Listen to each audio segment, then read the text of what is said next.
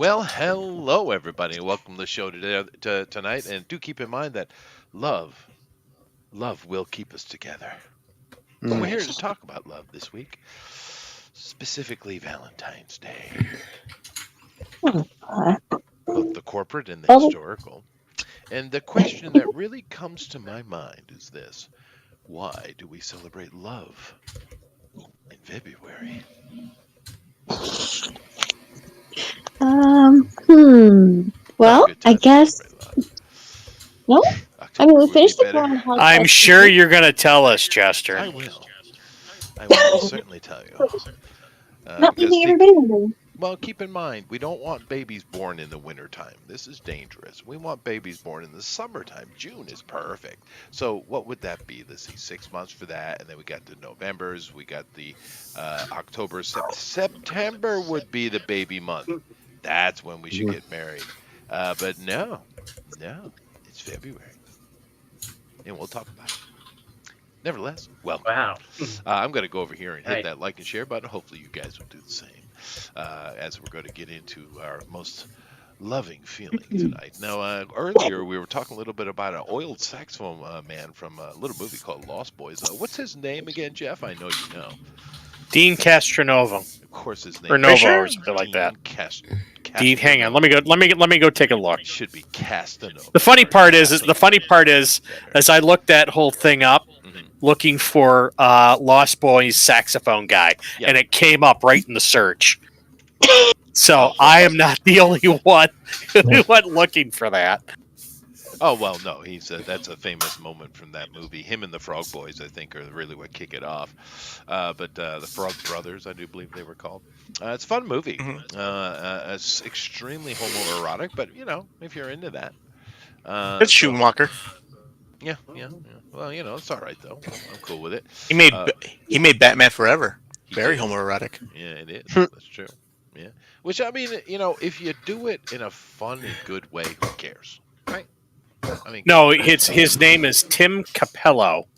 Cappello. Tim Capello. All right. I would have been happy if he was called Casanova, though. That would have been perfect. Perfect. Or Cyrano. Maybe we can go with that. We need to have a Tim Capello night. Did you know that Casanova actually had a total of 10 condoms from back in that era that had little lace ties on them? Yes. Yeah. And I think if I remember correctly, he would inflate them like balloons to his mistresses. Yeah, for party favors. Yeah. He was a funny guy. Yeah, funny guy. But nevertheless, we are going to talk about Valentine's Day. And of course, modern Valentine's Day and ancient Valentine's Day is radically different. Especially What? as, Crazy. well, they're celebrating a very different part of the year.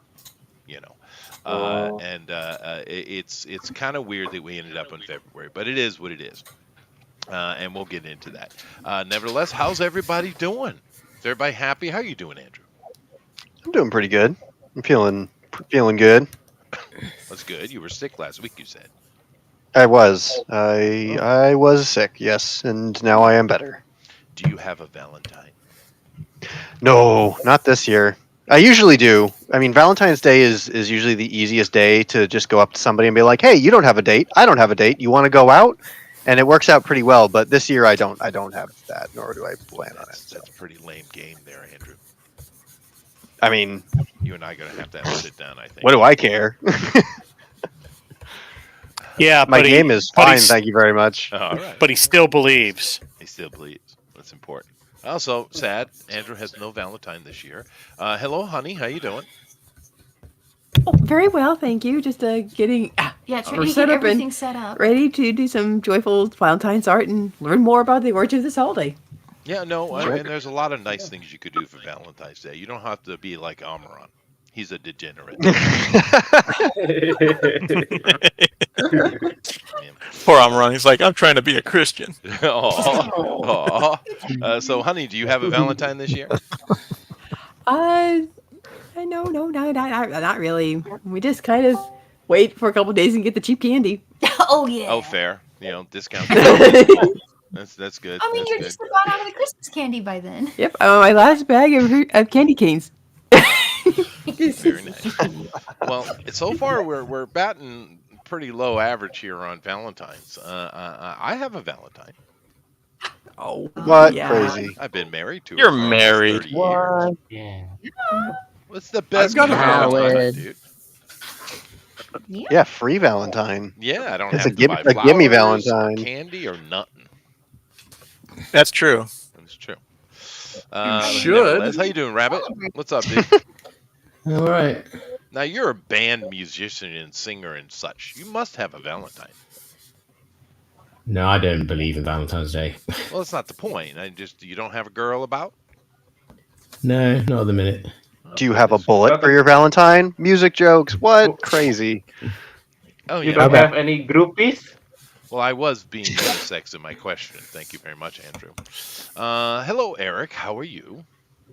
I am spectacular. How are you? I'm good. Now I know you have a Valentine like I do. So what is I do, yes. What do you and your Valentine have planned this year? Really no plans that I'm aware of. We do try to avoid Valentine's Day itself going anywhere because it just people go out all the time. So, I mean, we'll get each other a card or something, and I might get her flowers or something. We'll go out to dinner sometime over the weekend. Well, I'm doing Valentine's Day earlier. I'm actually doing it tomorrow. Very smart. Oh yeah. Beat the And traffic. we're going up to. Well, it's funny here in Japan. They do Valentine's Day, but Christmas has become more of a dating day than Valentine's Day. Oddly enough, here. Wow. Really? Yeah, it's Well, interesting. Japan, yeah. But my wife and I are going up to one of my favorite Chinese restaurants.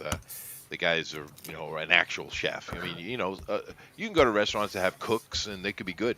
But chefs usually you're kind of safe, right? And he's doing the Peking duck, not for Valentine's Day, for the Chinese New Year, of course. I'm going to get a full-on Peking duck, proper Chinese style spread, man.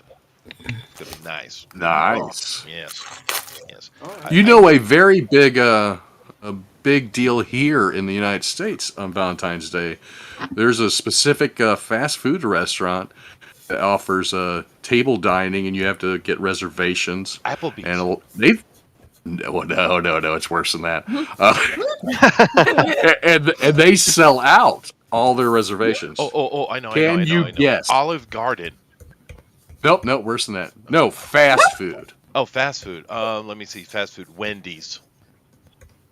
No. My clothes. No. No. Oh. Checkers.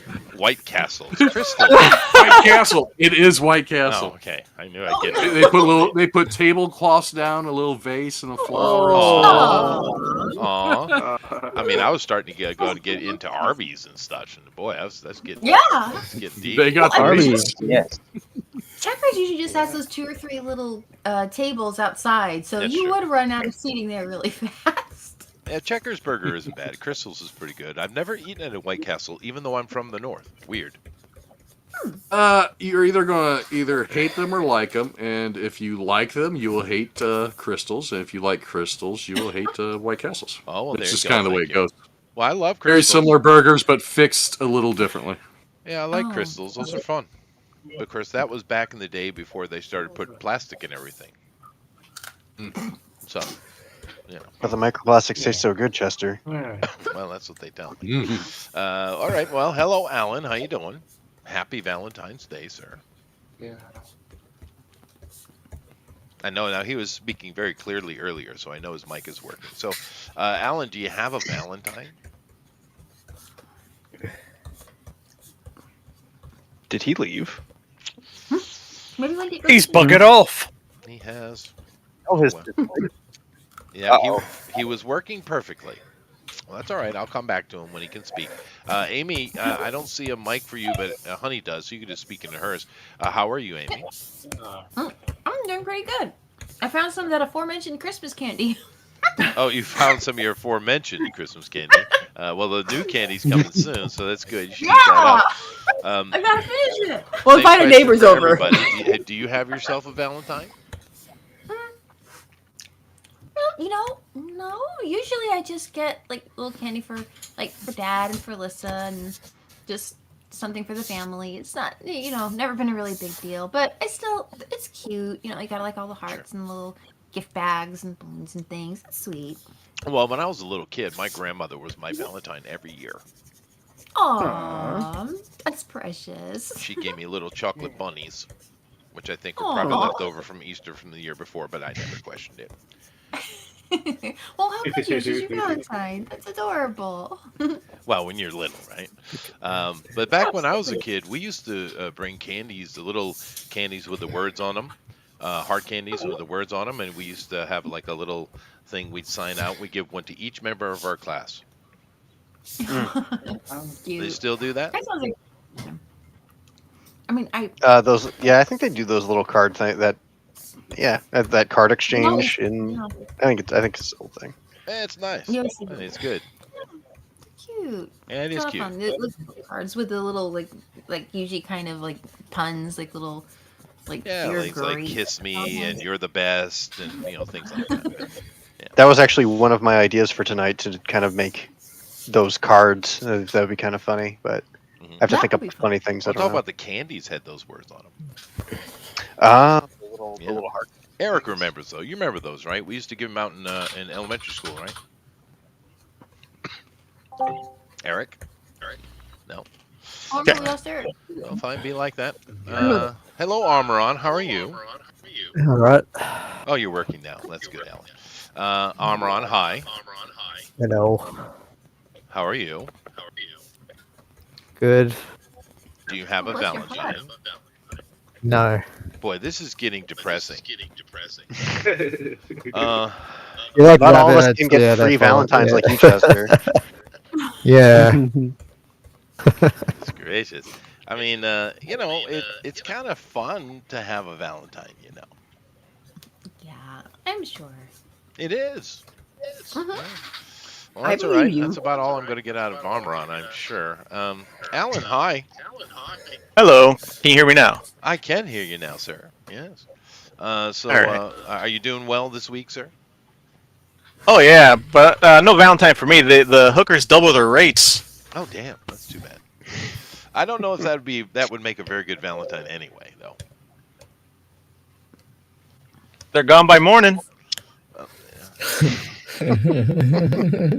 All right. There's no arguing with that. Very well. Let's see who else I got here. Jason, dude, hi. Hi. How y'all doing? I'm doing really good, dude. It's I'm going to be eating Peking duck tomorrow, and I'm a happy boy. Mm-hmm. Ooh, Happy awesome. boy. And I noticed my wife bought a new dress. I wasn't supposed to see it though, so I'll act surprised. Wow! Yeah. Amazing. Well, see, the good thing is with my lady, even though we're in our 50s, she's very much a fitness nut. Right, she does jazzercise and volleyball and things like that. She's always in really good shape, so she can get those little tight little Spanish dresses. Mm-hmm. It's nice. Oh, that's nice. Yeah, this Nice. one's all in paisley. It's interesting. Oh, elegant. Very Yeah, but I didn't see it though, and I'm going to act surprised. So Yeah, absolutely. So Jason, do you have a Valentine, dude? Unfortunately, not. Jeez, what's going on with the world, dude? All right then. At least I got to use it. That's fair. Sad enough, Chester. This is not uncommon. Check out the stats. Like everybody's single nowadays. Everybody. I've had a woman stand next to me singleness since I was 12. I don't know what's wrong with you people. Goodness Listen, gracious. singleness has actually been up, especially here in the West. It's been has gone up, and and divorce rates have gone up too, and stuff I've like seen that. it. So I've seen it. It's sad. I don't live in the West though. I live in the normal part of the world. Well, I mean, it's sad, but it is what it is. Oh, Johan, come on, you're over here in Indonesia. I know you got a Valentine brother. No.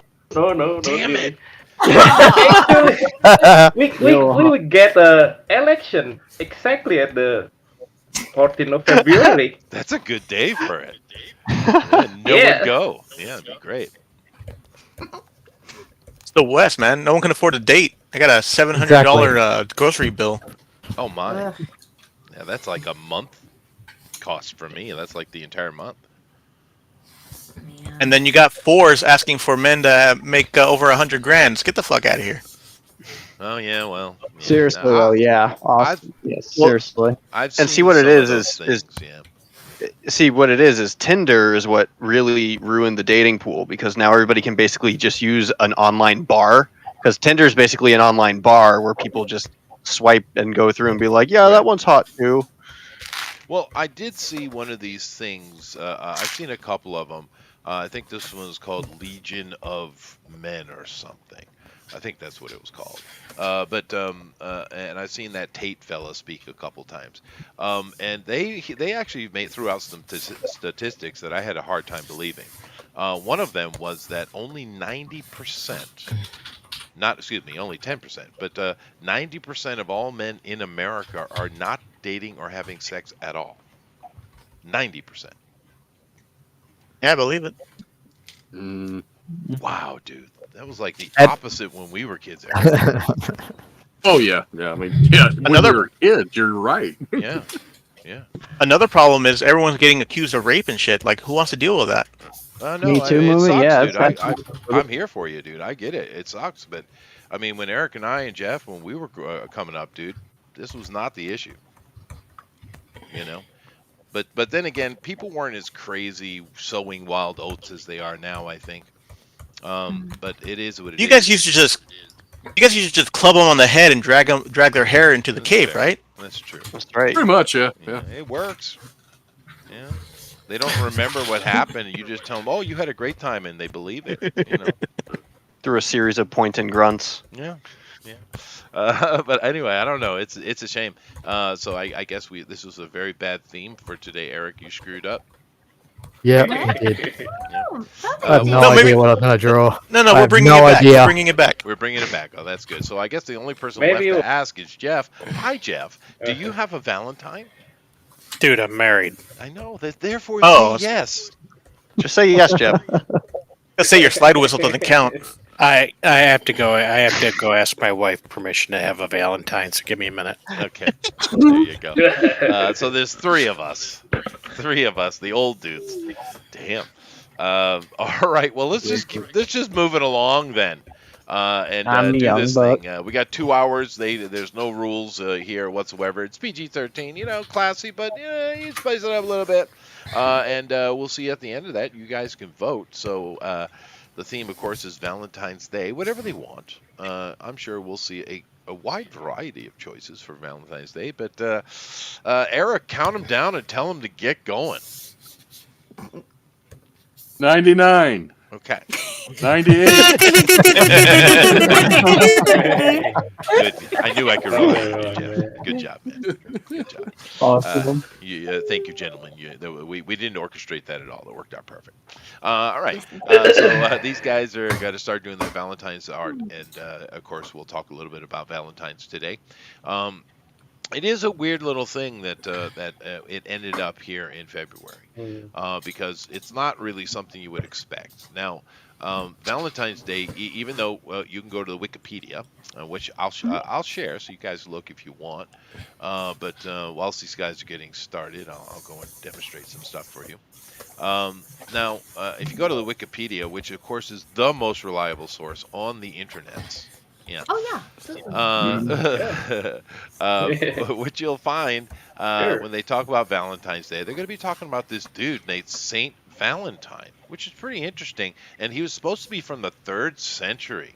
And the Romans didn't like him because he was a Christian, and they maltreated him, killing him, I think.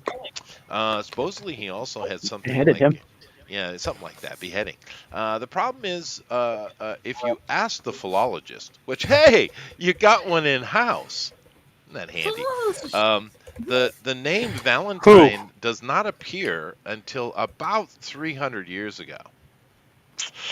Ooh, it's a 1,000-year discrepancy. It's kind of a problem. It's over 1,000 years, actually. It's more like 1,300 years. 1,400 years, something like that. So, meaning there was no Saint Valentine. This is complete Catholic nonsense, as usual. That's crazy. Yeah. I'm so surprised. This is how surprised I am. So, Catholic nonsense. Catholic nonsense. Yeah. But the thing with it is the Catholics, you got to give them a little bit of credit, right? Because, the Muslims had their way of going about it. Join us or die, and it worked pretty well. I mean, they spread across the world quite rapidly. But the Catholics went a different approach. They're like, all right, all right, right. If we try to change all their culture, they're going to go to war and make trouble, make noise. And really, what do we want? We want their taxes, 10%. So how do we go about it? Well, let's just kind of abscond with their holidays. Let's meld them into ours. And some of the holidays were more successfully done so than others. Halloween failed almost completely, but Christmas has had some success with that. They've had some success with changing Saturnalia over. Easter, complete failure.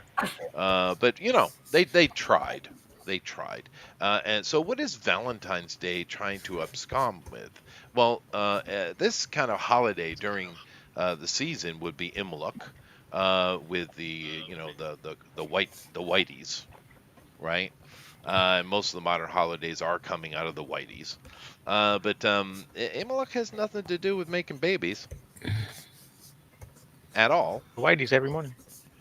But so what happened? What is this trying to do? How did this come here? Well, the answer is I don't know.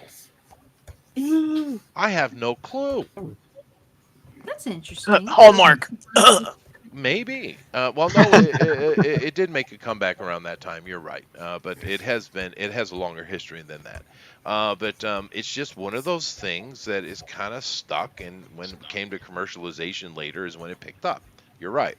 But what is it they're trying to emulate? Well, they're actually emulating, and this is where they get the name from, by the way, a holiday which is in May. Matter of fact, these days we call it May Day. But that holiday was originally called Beltane, right?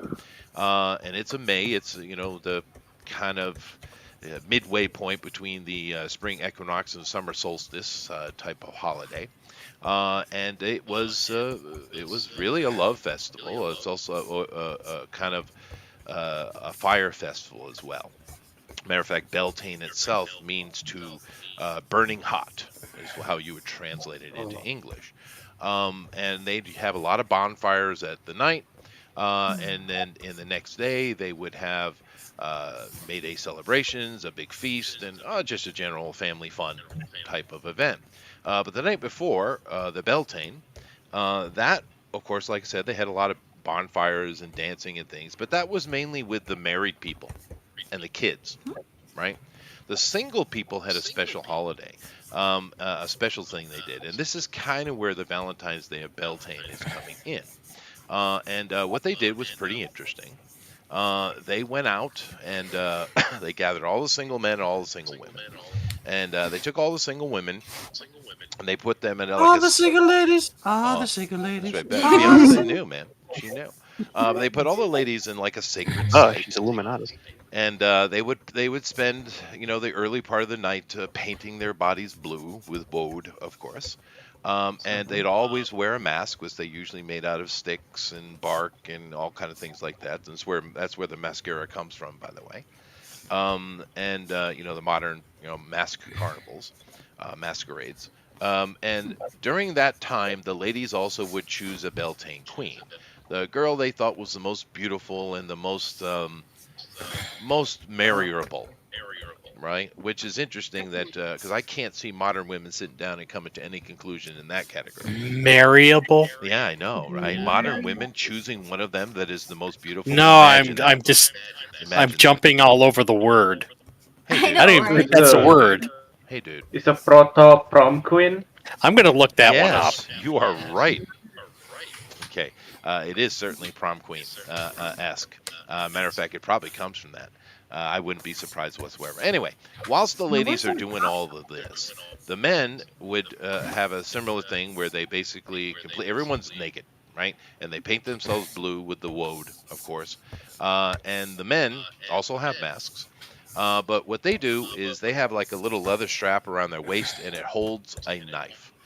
The older men will catch a deer, and they'll tie a bell to the neck of the deer or the tail of the deer, slap its ass, off it runs, and then they'll let the boys chase after it.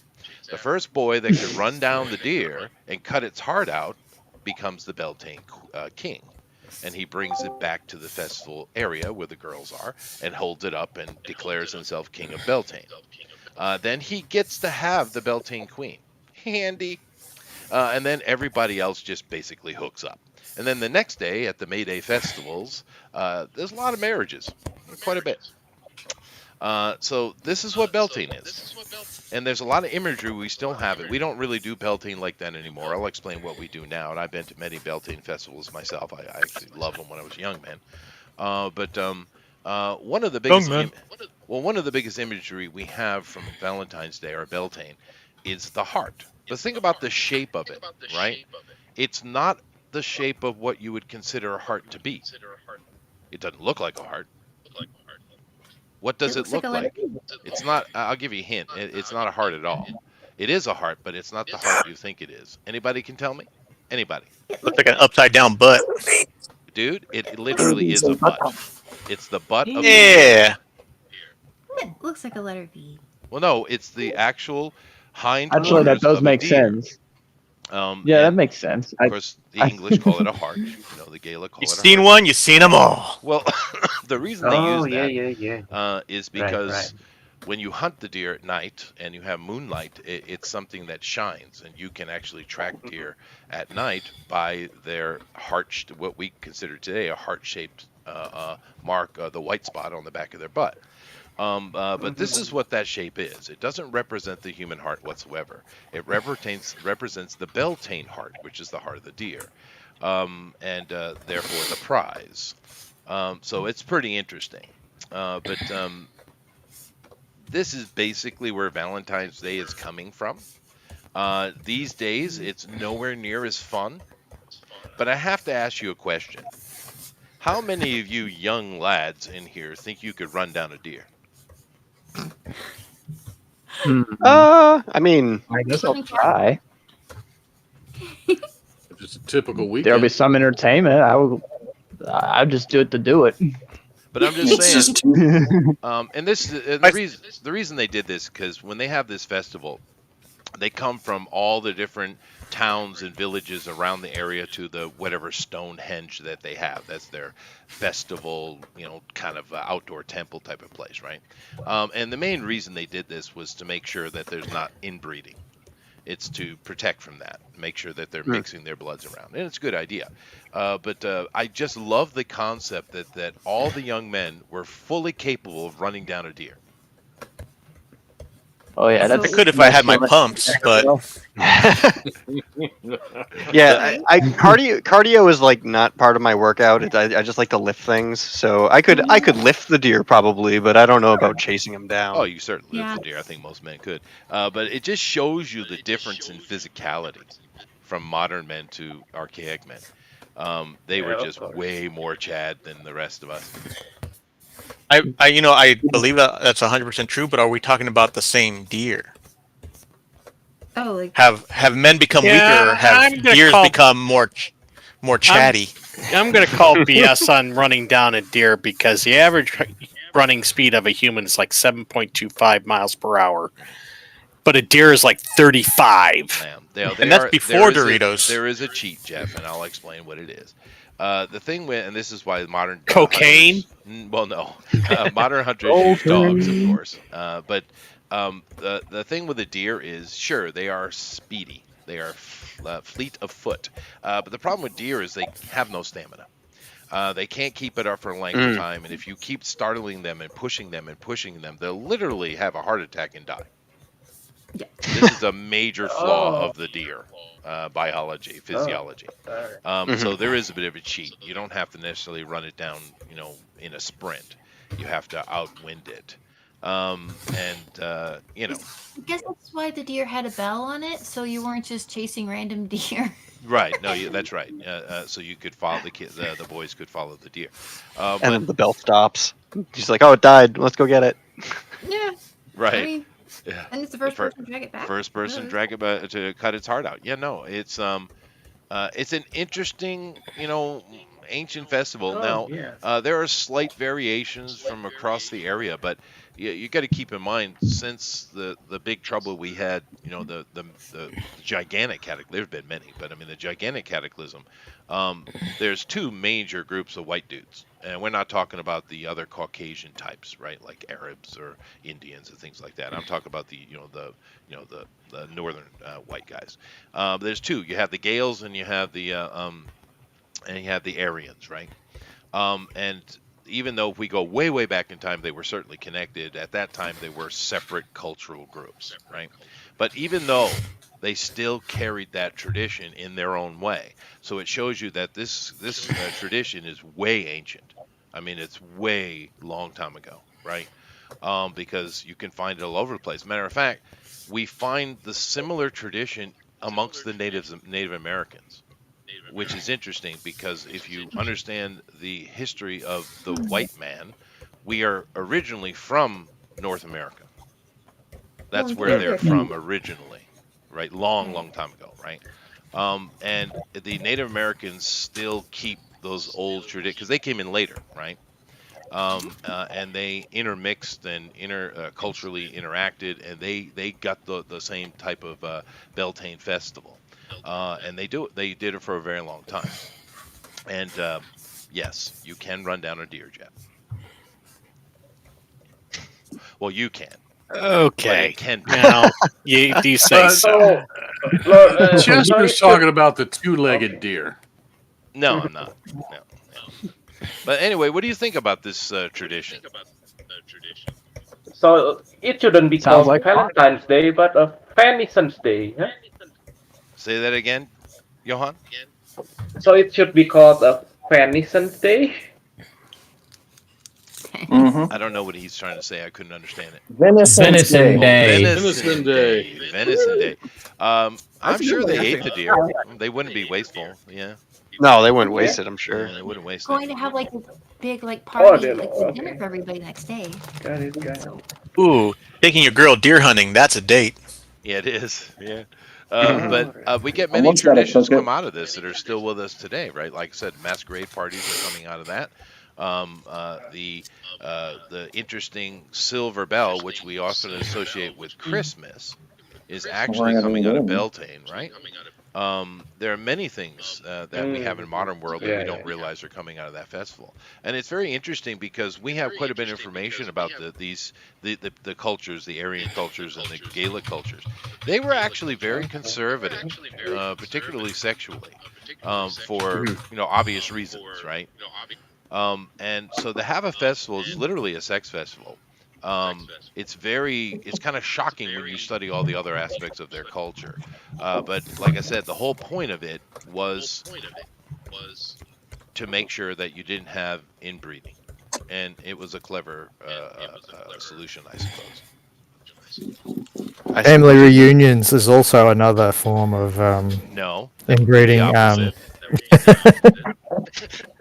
Family reunions in Alabama are inbreeding. Yeah. I know that some really huge families do that just for the express purpose to prevent inbreeding. Maybe. Really big families. Oh, yeah. Just to see who's who? Yeah. Yeah, that's a good idea. Yeah. Oh, shoot, you're here? Dang it. Right. Well, I mean... So, no polygamy in the ancient world? Not amongst the white peoples. No, they've never had. It's never been part of their culture. When you get down into some of I think you need warmer climates for polygamy.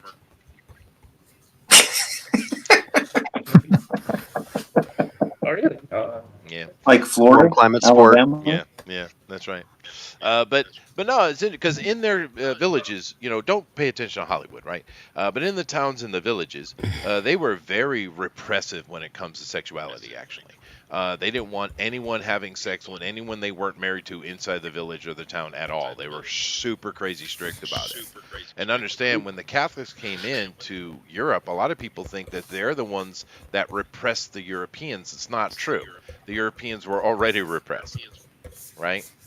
Because of this culture. But at Beltane, they would make sure that they're hooking up with people that are not from the town, and therefore it would keep the blood clean in the town.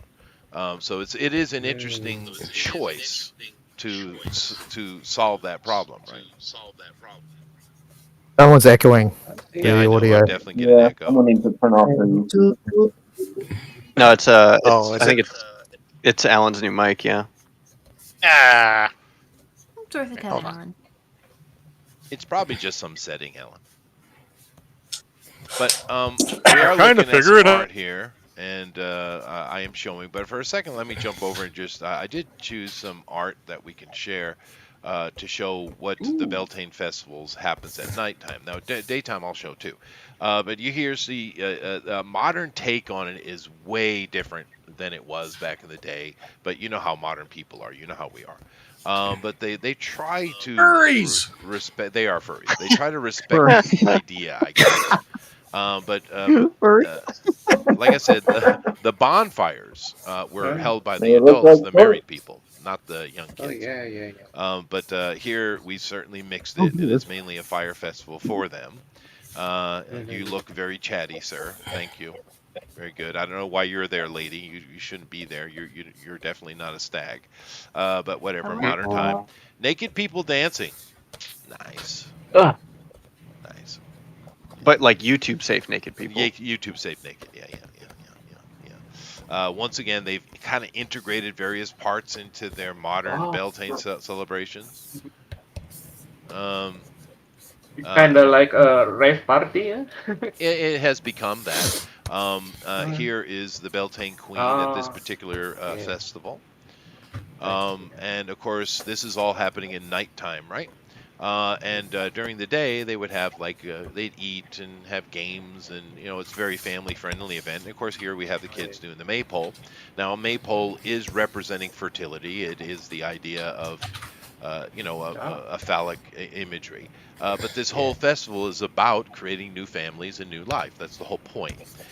So having the young kids do a maypole is representing, the future.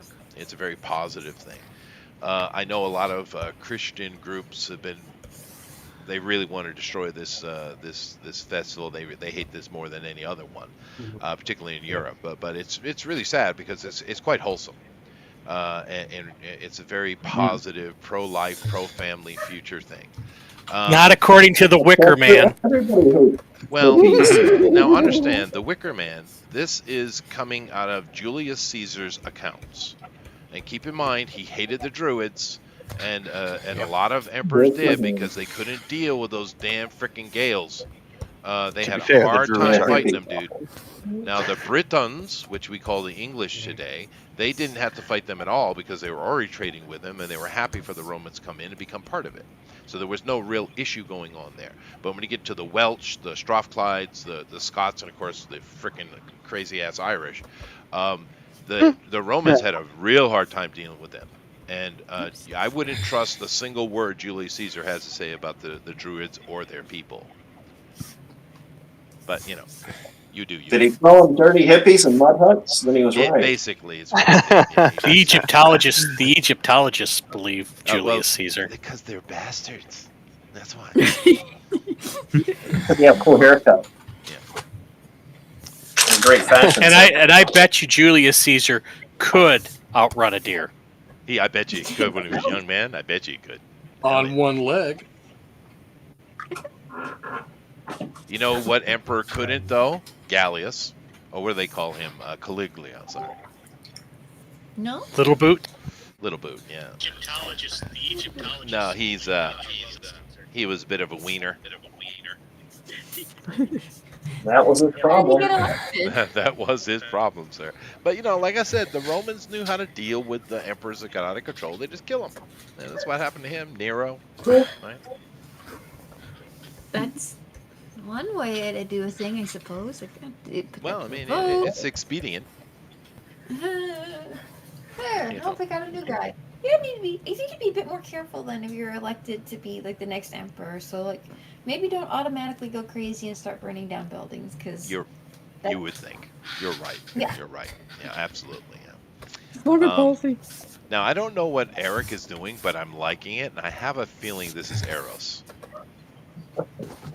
Is this Eros? It's Cupid. Well, It it's is the Cupid. same. That is the same person. Yeah, Cupid, Eros, Roman Greek names, right? That is the best Cupid ever. That is no, dude. Yeah, I bet you could sell that on a freaking Valentine's Day card these days. I bet you could. That's a possibility. I wouldn't That is doubt it. too good, dude. That is too good.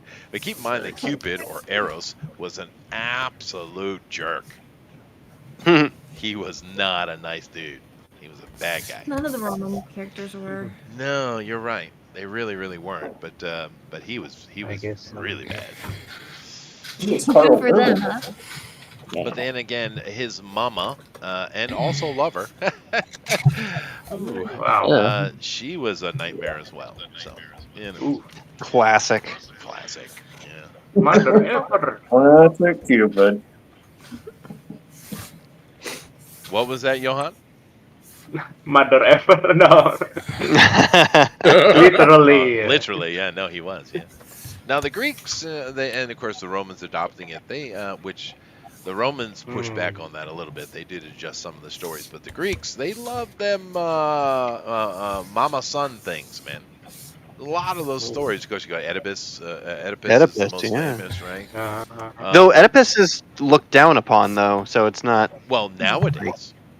Well, the story of Oedipus though ends in tragedy because of the fact, right? So Tragedy. Yeah, He's a motherfucker. Yeah, well, he was, but it's in the Greek tone of the story, it's a tragedy, yes, but it's a tragedy because he was unaware of his actions. He is the victim. He is not the perpetrator. Right? Right. Killed his dad. I know the Greeks are weird. They're just weird. Let's just put it like that. If there's any Greeks listening, not you. Okay. But maybe. We don't know. Maybe. It might be you. Look at that. That's pretty cool, rabbit.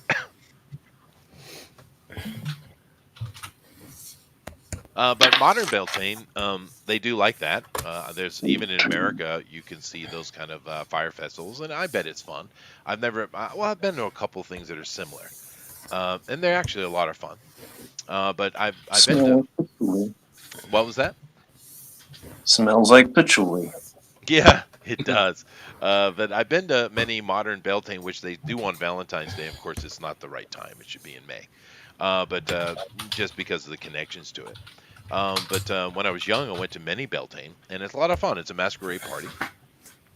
You get to wear a costume, and that's always fun. And then it's just a party. And that's pretty much the end of it. But it does have a special little thing to it, is the Beltane fruit. It's a lot of fun. What you do is you take a grapefruit and you take cloves and you pierce the skin of the grapefruit with hundreds of cloves, right? Oh. And depending on how big the party is, how many Beltane fruit you have. But basically, what happens is they hand them out, and you have the fruit, and you can take to someone you think is attractive that you like. When you hand them the fruit, they have a choice. They can either decline you, which is pretty bad manner, right? They can take it and take one of the cloves out and hold it in their hand, and therefore you get a hug, right? They can take the clove and put it in their teeth, and you get a kiss. If they put it in their mouth, you have to go look for it. And if you can't find it because they swallowed it, well, that's an invitation. So, I loved those parties when I was a kid. They were great. You guys have never been to a Beltane party? I've never even heard of it before. Oh yeah, last week, lots of cloves going on there. Kind of spicy. Jeff caught a deer. Yeah, with my teeth. With his teeth. Throw a grapefruit at it and it slowed it down. Of course, most girls or guys just put the clove in their teeth, and you get a kiss, and it's finished, right? Of course. It's not. Yeah, sure. It's fun, Then an hour later, they can start feeling their lips again. Right. Yeah. Right. But I don't know. I always enjoyed the masquerade parties. They're fun. But I like to dance though. I don't know. Maybe you guys aren't dancers. Where did this thing originate from? What thing? Beltane. Where did this ritual originate? Well, Berkeley. you talk about modern day with the Beltane No, ritual? the one where they chase down the deer and. Well, we have accounts of it with slight varieties all across the white people's culture, and like I said, even the Native Americans did it. But that they got the influence from us, or because they came in after. So that's an assumption on my part, but it must be. Yeah, there's all of them, both the Gaelic and the Aryan groups, both do it, which shows you its antiquity. So the white people has a single culture or the same source. Well, yeah, originally, but I mean, we know that where there's still work to do, but one of the I know you guys don't care about it, but for historians, the Genome Project was very successful in many ways. And that's the one where you can pay $100 and you swab your inside of your cheek and they tell you your family history, right? But they're also collecting your DNA for a general database, right? That's the main purpose. And we still have work to do, but in doing that, we've been able to track the haplogroups, meaning the racial groups, in where they're from. We also check all the bones that come out of the ground, right?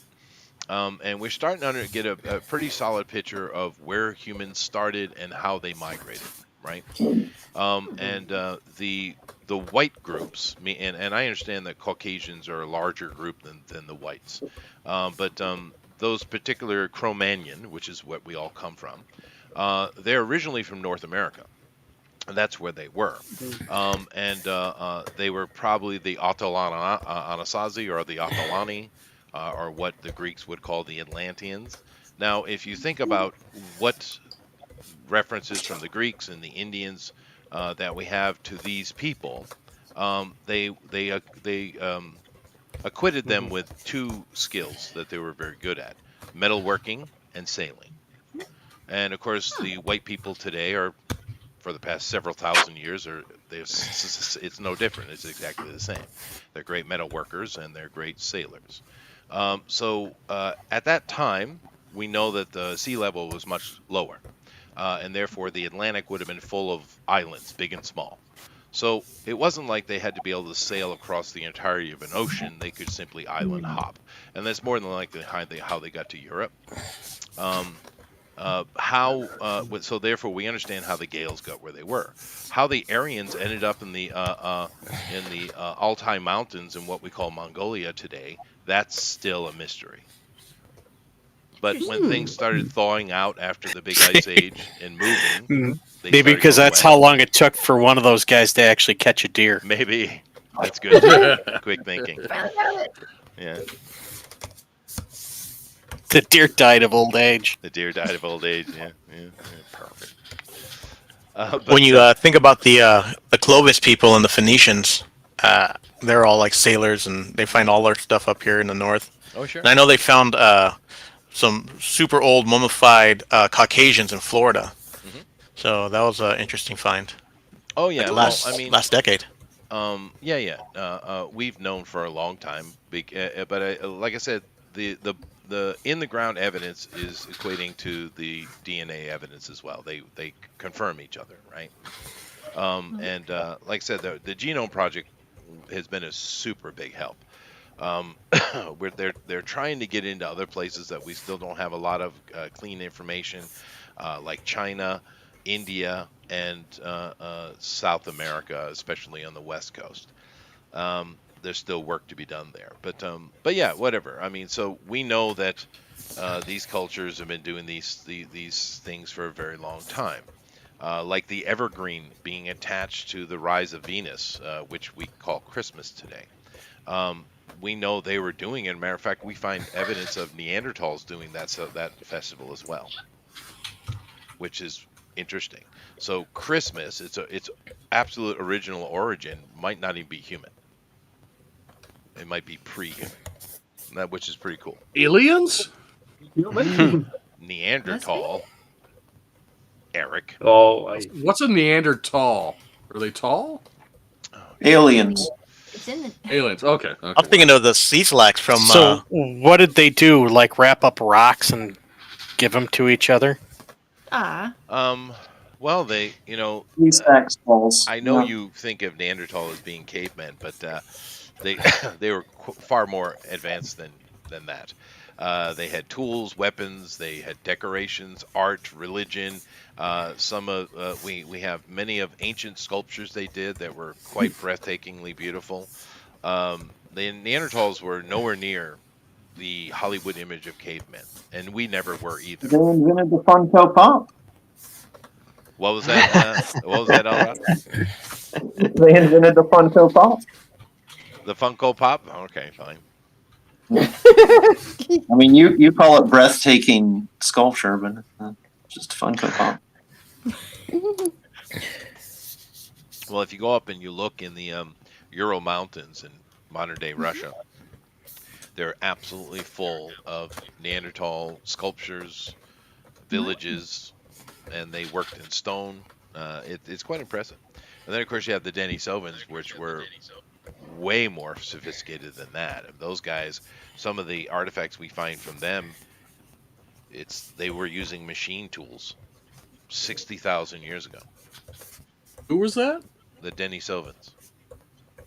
Denny Sullivan's. They found Denny's? Denny Sullivan's. That's where I go to get No, the dude shepherd's pie every Monday. We have half off specials. The dude who found the first bones, his name was Dennis. And that's why he gets half off his pancakes after 4. That's right. Hey, I get a free coffee with my AARP card. Mm-hmm. Nice. And Neanderthals were sprinters, not runners, so they couldn't catch a deer. Wow. Yeah, this is why I don't try to educate these people. But they were brutal as hell and almost wiped the Homo sapiens off the map. Several times. Whoa, you can't say that. Ooh. Oh, like DeSantis. Wow. So the media would have us believe. Yeah. His Homo sapien story hours had to end. Fair enough. Although there is a very high chance, with some information that's come out over the past 8 or 9 years or so, that we, Homo sapiens, us, modern people, Whoa. we come. You Homo sapiens, maybe. Well, then me alone, fine, that's fine. We actually come from breeding programs of the Denisovans. Ah, that Denny Sullivan. He was everywhere and drunk. Yeah. All right, come here, ladies. Let me show you my shepherd's pie. I'm actually looking that up. Go ahead. Oh, that's Danny O'Sullivan. Danny O'Sullivan's. Half off Tuesdays. Danny, it's Danny. Denisovans. Like I said, his name was Dennis. Sullivan. Don't put those together, Denny. They breed like rabbits. Sure, they call me a psychopath, but I just love to make food for you. So, therefore, I will stop that and then ask another question. Tell me, what is your best Valentine's Day memory, Elrod? Ferrero Rocher at Denny Sullivan's. Now, you're a married man, so you have a Valentine. Do you and your wife have a plan this Valentine's Day, Elrod? Plan isn't it to make more babies? You're a bit old for that, sir. Keep those eeps away. Well, I found out I was married tonight, so that's new. That's new. Yeah. That's...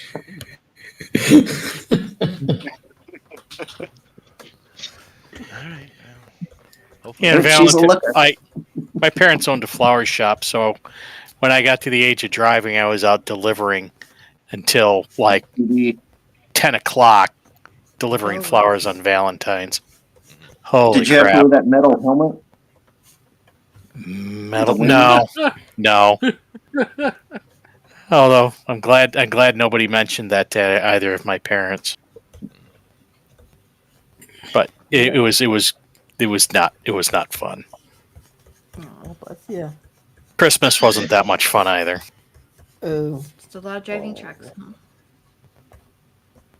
Oh, No, I bet, especially up here around in the middle of February, there's God. usually snow on the ground, or in the middle of a snowstorm. Yeah. Well, that's cool though. You brought love and fresh fragrance to people. That's a good thing, dude. Got chased by dogs, got wet feet. But you got your deer in the end, so that's what counts.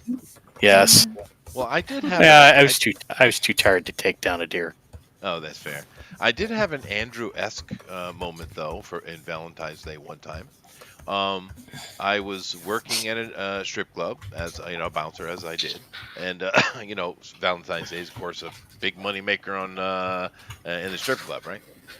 And a lot of people who don't frequent those places probably don't realize that how often groups of friends come in, not just men, but men and women and couples. We see it all the time. I remember one time I was sitting there and there was a girl that came with her group of friends. She wasn't dating any of them. And most of the night she just chatted with me. And I did end up dating her for a short time. So that it kind of counts, Andrew.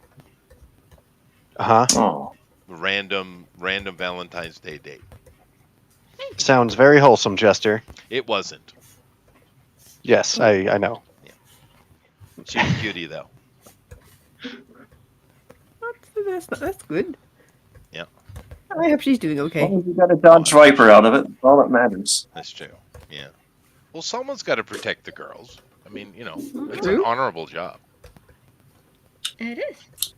A man's job. In order, Yeah, I would say, in fact, it's God probably given the job. the only job we've really been given in this one. Yeah, protect the ladies. Yeah. I like men. To be fair, though, very, very few dudes ever did anything inappropriate with the girls. It's very rare. Usually they get drunk and fight with each other is the problem. Or some girl starts a problem. Some girl gets drunk the first time, is it? Ladies, girls start 99% of all trouble on Earth. I'm sorry to be the bearer of bad news. Women.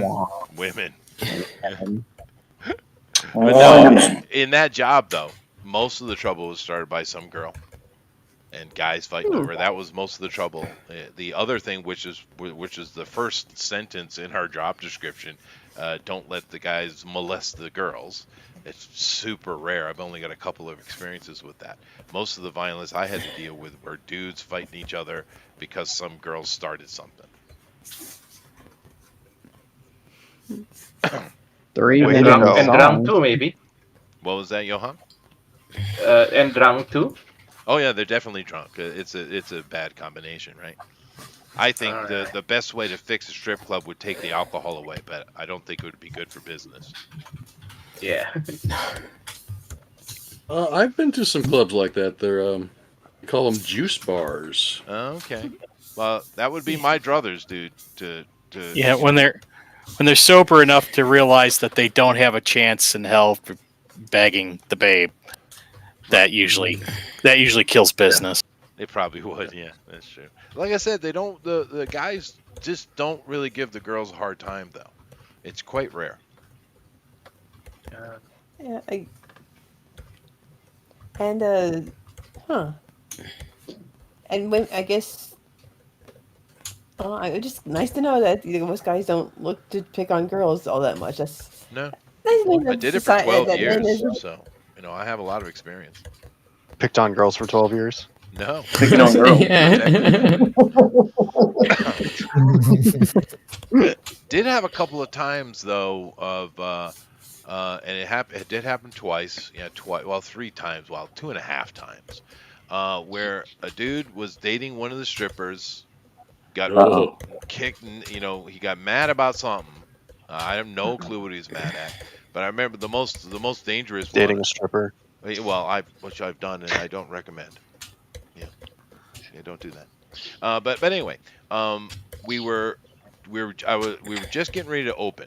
I remember, and we were sitting in the front, and before opening, the head guy in charge of the floor would come out and talk to everybody before the night, right? Okay, guys, let's be on our guard, keep your eyes open, etc., etc. And we're all sitting there, and we were getting ready to open, so the front door was open. We were ready to go. And this guy just come walking in. He's obviously pissed, so all the bouncers are immediately on edge, right? And he's screaming about. So I don't remember what he was saying, but he pulled out a pistol. Now, he wasn't aiming at us, but he was looking to go kill one of the girls. I don't even know which one. But that was a stupid place to walk in because you just walked into 5 bouncers. Starla, no. Coco, no. Alexis, no. Tiffany, no. But we. And what's your what was your procedure then? What was that, Johan? What was your procedure if you if you found out somebody was carrying a gun? Someone walking in with a gun, not really. Oh. Yeah, but it didn't matter. He was dealt with very quickly, and forcibly. I've seen it happen, like I said, 2 other times, but it didn't get that far. But he actually had the gun out and waving it about. So, yeah, that wasn't good. Were you dating his girlfriend, Chester? No, I was not. I don't even know which girl he was on about. I don't know. I'm sure the boss probably knew. But I didn't. I just, we just reacted and dealt with him, get the gun away. Cops came and all that process. I was a junior at that time, so I wasn't involved in the follow up, right? But was it the one girl with the father figure? Okay. No. I made an assumption that he was dating her. One of them. Yeah. But silly. are there That's often silly. They don't have father mass figures. shootings in a bar? It was in America, a strip club, yeah, down in Tennessee. I mean, are there many mass shootings in a bar like that? No, but then again, it wouldn't be listed as a mass shooting, would it? It would be masked as a shooting or an attempted shooting. Because he wasn't masked trying to kill the people. He was trying to kill a particular girl. Oh. Yeah. It's strange that there are. I heard many things happen in school instead of a bar. That's a new thing, dude. When I was younger, we never heard about this stuff. Hi, Eric. Wow. No, not until Columbine was the first time I ever recall hearing anything about it. Oh, I see that. Yeah. Well, there was a couple before then, but by and large, it really didn't happen. Though, right? Yeah, I don't know. It's not a good thing, Johan. This uptick in such things. It's not a good thing, dude. Oh yeah. But luckily for me, most of the violence I had to deal with was glass and knife related. Yeah. I didn't have to deal with guns too much. That's good. I'm glad. Well, thank God. Thank God. Yeah. I mean, in a bar and a place like that, the situation is more. I mean, it's more probable. The probability is higher to have some kind of violence. Yeah, no, it is. I think. But to be honest with you, I had to deal with more violence when I was bouncing at like a nightclub than I did at a strip club. Because the nightclub, there's dudes everywhere, and they're trying to get the girls that are there. I mean, that's the point. And that kind of competition kicks off violence much more often than at the strip club, which the guys know they're not getting the girl, right? So it's far less trouble. But I think the most violent place I ever worked at was the Temple, which was a nightclub down in New Orleans. And, boy, every night, man. Goodness.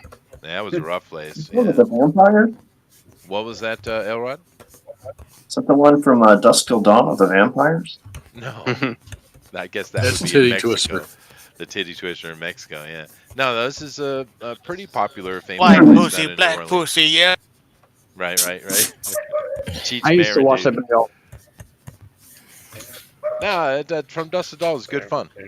Yeah, it's well hidden because in the beginning you think it's just this crazy murderer killer guys on the run movie, and then it turns into a vampire movie. It's awesome. I know, right? I was talking about cats, that's what ladies. makes it- Talking about Yeah. Yeah. Also, you have what's his name? Excuse Quentin Tarantino getting sucking on toes over the. I guess you do. Yeah. Showing his fetish. Oh, and you get over to see here. him die. That's like the best part of the movie. Oh yeah, that's true. We do. Get He's to like see the him most die. evil person, even more evil than the vampires themselves in a way. So yeah. Did, Yeah, did just Cheech, just so did Cheech creepy when he survive? dares to act. Did Cheech Cheech survive? had That's a funny meme right now. He had 3 or 4 parts of that movie, and he was the main guy they were there to meet in the morning. Right, but I mean, he was also the guy that welcomed them in, right? And he was one of the border guards as well. Now, Cheech, man.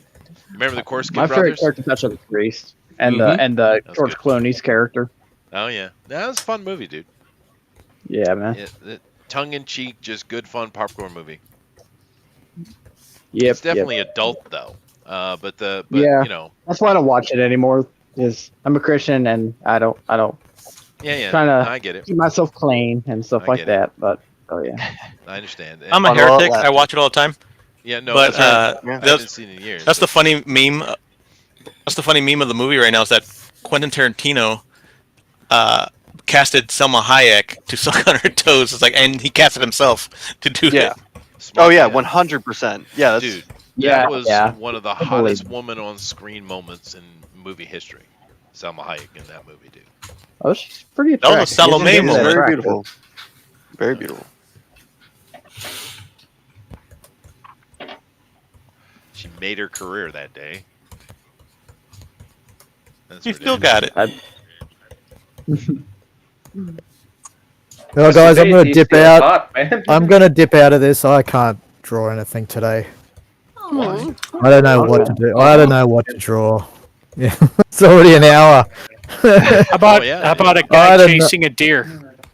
Oh, jeez. Draw Yeah, here. I gotta go. I'm gonna go. Alright, I'll see you guys. All right. All right, dude. no, Alright, Thanks for take coming care, in. man. Aw, No worries. man. Yep. I love you. I think I scared him off. I'm sure. I'll blame you. So. What? Well, so far Eric is the one killing it. I love this, and there's not a female to be seen on Eric's piece. It's very nice. Aw. Just a They cute chased little down kangaroo cute- down. a little cherub. Little cherub. Yeah. Oops. It's green. Yeah. You know, the funny thing with the evolution of the cherubs, if you actually read description of the cherubim, they are these weird mechanical feathered monster eye things, right? There's no hominid aspect to them at all. The seraphim, on the other hand, are the human. You're shape. not mortal. But we have this. Yeah, the image of- seraphim. Yeah, pretty much. Yeah. No, like Michael or Gabriel or Raphael, those are human shaped. They don't have wings though. That didn't come Now, until Now some later. dudes, some had, Well, like Lucifer some have had like what, 6 or 8, right? I don't know actually, but there's no telling, especially in the Bible. But I know that there were angels with there were only eyes and wings, Yeah, the and cherubim, some. Yeah, those were interesting. In fact, I plan on drawing one day. Yeah. So, no, you should. yeah. Yeah, I've That'd seen be some sweet. pretty good recreations of them actually. It's neat. Yeah, I feel like angels are cool. Raphael, the painter, really kind of had some early paintings that looked like what we think of as cherubs now. Was that a popular interpretation for his The work? fat do you think? babies. Maybe. Little chubby angels. I I wonder, don't like, know the artistically history of where when they- it shifted. I don't know. But I do know. That if baby's you- a good rapper name. Well, if you look at the depictions and the description of, say, the Ark of the Covenant from the Hebrews, it has cherubims on it, but of course they look like weird feathered monsters. They don't look like people at all. Yeah, pretty much. That sounds about right. Well, the wings were to cover their feet, eyes, and everything because they can't be. Oh yeah. Oh yeah. They see God. That's true. Yep. That's true. But they are like the upper level angels, but they could not see God. Mm-hmm. So So yeah, the that's wings are covering. We don't know if they're like wings. They're just coverings of their eyes. That's true. right. Now, Johan is doing something clearly that is personal.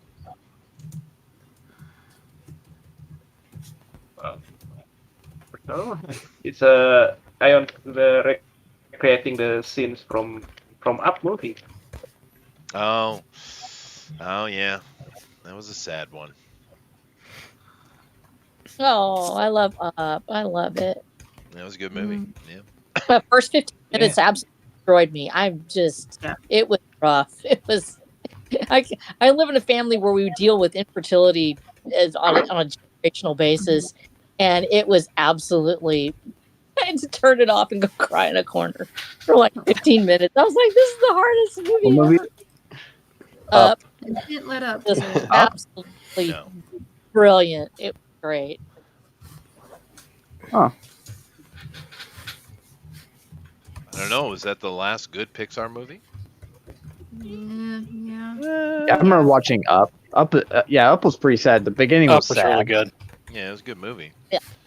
Actually, it's one of the last movies I saw with my mom before she passed. so, Oh, wow. so it's extra I watched special. that when I was in first grade, actually. Oh, wow, you're young. Little baby. Wow. I am 22. I did turn 22 Monday, so yeah, I'm pretty young. Oh, happy birthday. Well, happy Thank you. Hey, happy birthday. Happy birthday. I was teaching with children in class when you were born. Goodness gracious. Thank you. I probably already had grandkids. Yeah. Well, I was pretty safe about that. I got lucky. I didn't have any accidents. They're not accidents, Chester. I can't tell them that. No, that's fair. But I did have a couple of scares though. But no, I was able to wait until marriage and then plan them both. I was going for Halloween. I wanted Halloween babies. I got one on October 4th, and I got the other one on November 14th. And the thing about the son who was born on the 14th, he was supposed to be born on Halloween. That was the due date. I was like, yeah, baby, math. But then just before that, my daughter was diagnosed with leukemia, and my wife was mega stressed. And they had to induce her 2 weeks later. So I was like, oh, God, damn cancer.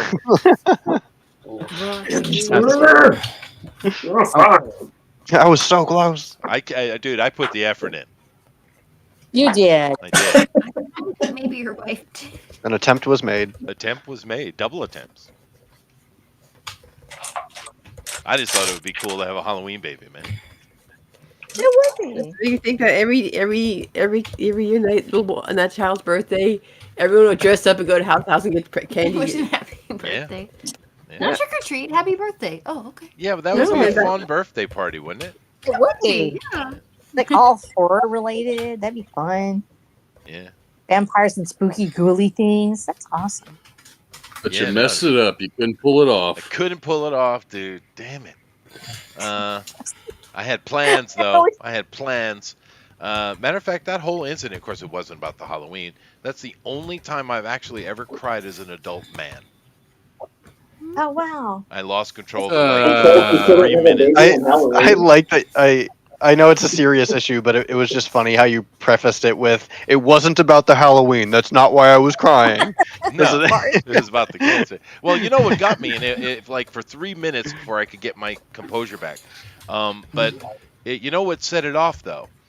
Because of having to go to the hospital, and every day she's at the hospital, it's just, you're just 100% involved, right? And all the stress and the trouble, and I spent $200,000 in like 3 days, dude. But you know what set it off? Because I missed Halloween it was Halloween day, and I had been busy, so I hadn't gone and got a pumpkin yet. So I went looking for a pumpkin, and I couldn't find one. And I came back and told my wife I couldn't find the pumpkin, and not being able to find the pumpkin is what set me off. Right? I understand that completely. It'll be something, so you'll be holding it together, holding it together, and then suddenly it's just one little thing that just destroys you. It just takes you out completely, and for like however long it takes, you're that person. Yeah, it was about 3 minutes for me. yeah. Pissed me off like nothing though, Rosa. Oh, I know. It's okay. It's all right to cry about it. No, it's not. No, I kind of felt the same way. When I found out my dad had cancer, I was fairly young, and I was I went up to the hospital to stay with him, and so I'd been in the room. I actually slept in the room while he was getting all his stuff done. And when they came back after the surgery, and they were like, "It's cancer and it's everywhere." So I go in and I go to my dad, and I'm like just sitting there with him for a minute, and he says, "Are you all right?" He asked me if I'm okay. I was just blasted for like 15 seconds. I just laid my head down. I'm like just bawling. And then the first thing I did, I came up for air and I said, "Okay, what's next?" And it was like, boom, now we're going to try to attack it. Right. But it is, you have to let yourself go at that point. It's just that moment. No, you do. Yes, no, my job is very simple. I am the rock. That is my job. And that's the end of the conversation. Don't you dare run out of pumpkins. He will break. Yeah, will. Yeah, that's right. You're gonna rock cry sometimes, Chucky. Yeah, it's okay to cry. No, well, I have kind of like a in line with Chester's story and Rosa's story, actually, where when my dad got sick with cancer, I cried, but nobody saw me cry. Oh, okay. Yeah. Like where like and the weird part is I cried when I found out my dad got sick, and that was only when I was alone. But after he passed away, I didn't cry at all. It was just like when you were prepared. Yeah, it's okay to do that. I felt bad because I didn't cry at my mother or I actually missed my father's funeral. I was having my son during that point. I had my son during my father's funeral, so I couldn't go. And so my mother's funeral, I was all prepared for it. Everybody was expecting me to, just go to that, like totally go to pieces because I'd cared for it at home all that time. And they're waiting for me to start curling 40s and smoking, packs of Marlboros and just like going to freak, and so they were all waiting for this big moment to happen because the whole church is watching. I didn't cry once during the funeral. I did my crying like right after she passed. And then it was like I had to take care of business. And when you're in that mood, it's just like, later on I would cry alone when I was, but some people just, they have to be busy. And I understand that, Chester, sure. And y'all, that's just, there are some people and we feel guilty later because we didn't cry enough or because we didn't show something. And there's a guilt that goes with that. And it can be awfully tough to handle that sometimes. Well, guys, I have to step away for about 20 minutes. So okay. No problem. No. Thanks, Jeff. Don't go cry. Chester will hate it. Yeah, I will. He's gonna go watch the 15 minutes of Up and then go cry. So that'll be great. That's right. Yeah. Yep. Well, I know. Well, Elrod, when I was growing up, though, if you cried, your dad would give you a reason to cry, right? Well, my dad told me I'm a girl. Well, you're a girl, so. But he told me that anyway. He told me to give me a reason. He was trying to raise me to be like an Army Ranger or something. I'm like, that's exactly what my dad was. Yeah, he was a Marine recon. Sheldon says, "You've only cried once as an adult, Chester?" ? Yeah. Once every day. I cry all the time. Shit. No, I don't. I don't allow myself. What about Old Yeller? You did not cry during Old Yeller? Oh, sure, but I was a kid. What if you watched it today? Oh no! Yeah. I suck it up. No. That's only for the Iron Giant, Eric. Yeah. Real men cry at the Iron Giant. This is true. I cry in my Field of my grocery Dreams bill nowadays. Ellen said, "All right." No, really, no kidding. Is it bad for y'all over there too? No, nothing has changed at all. It's exactly the same. Zero inflation. Yeah. Mm-hmm. No, makes you wonder, huh? Gee, does I make wonder you what the wonder, difference is. No, nothing's changed at all. Same price for everything. There must be some sort of pattern. Yeah. Things that make you go, You know, one of the best things that make you go, questions, for me, is What? this one. If you were born deaf, what language do you think in?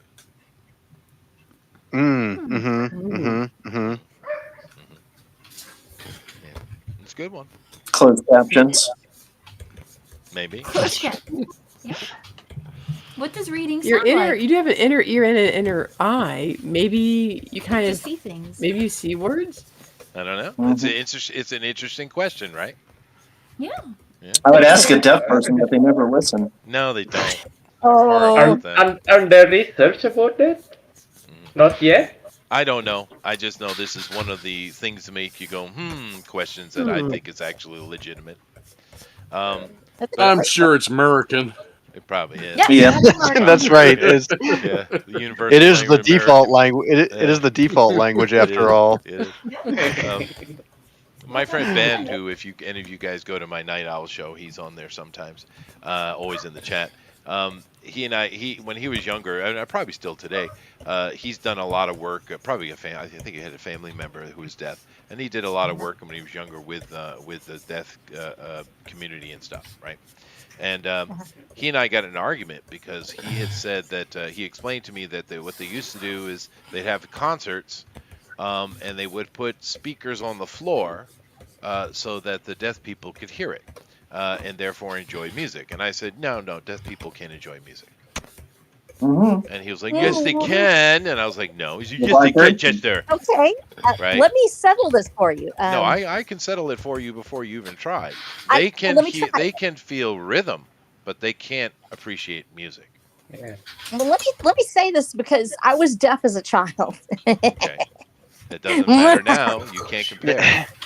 Yeah, well, I can because I was deaf as a child. I went deaf very early, and they didn't know for a long time, and they fixed it when I was older by taking actually by going and having a sensitive surgery.